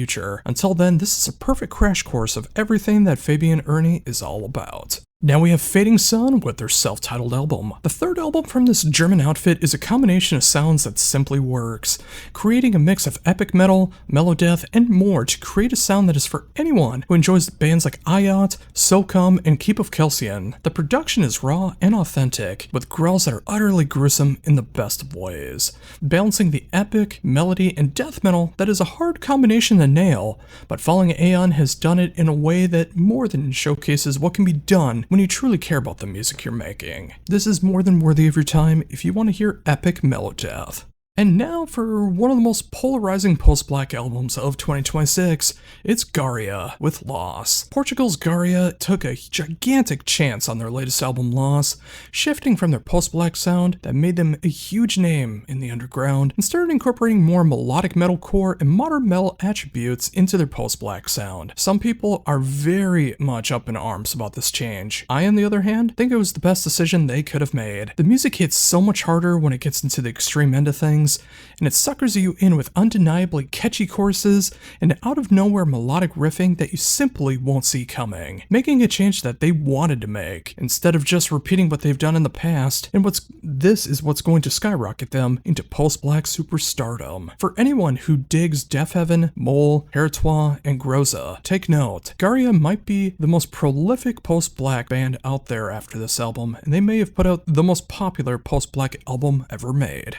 Next up is Hanging Garden with Isle of Bliss. The ninth album from this long-running Finnish band continues to push what is possible in the gothic death doom sound, and it may end up being one of my favorite albums from the band. Not only does it cover the core sound that has always been a part of the band, but they continue striving for more dynamics, tempo changes, left-of-center changes, and simply making the best music possible. Matched up with a stunning production style, this is how innovation should feel. If you enjoy the likes of Counting Hours, October Tide, Paradise Lost, and Swallow the Sun, you need Hanging Garden in your life. Now we have the horror with Fallout. This came out back in the end of January, so it took me a while to get to this one, but I'm so glad that I did. The sophomore album from this English band is a winning combination of the catchiest elements of 2020's rock and metal, but done with absolute sincerity that you simply can't fake. From the emotional riffs, the pained vocals, and the outstanding guitar solos that appear at just the right times, this is a band that hits both the most commercial sound, but heavy enough to be on any metalcore show at the same time. This is for those who enjoy the likes of As Everything Unfolds, Lost in Hollywood, and As December Falls, who makes an appearance on this album. I can't imagine that if you were looking for the sound, you would be disappointed in this one. Now we have Inner Vitriol with Semper Taci, which I think is how you pronounce it. The sophomore album and first in 14 years from this Italian progressive metal band is more than worth the wait. It captures everything that I remember hearing all the way back in 2012 with their debut album, but updated for the 2020s, but never loses its edge. They even got Jeff Tate to show off his vocals on the album, which is pretty cool to see. Mixed in with an early 2000s production style, imagine hearing a melding of Pain of Salvation, Selwyn, Evergrey, and In Virtue, and you have a stellar display of progressive metal. Give this one a proper listen. Now we have Neurosis with An Undying Love for a Burning World. Through many trials and tribulations, Neurosis is still here after 41 years,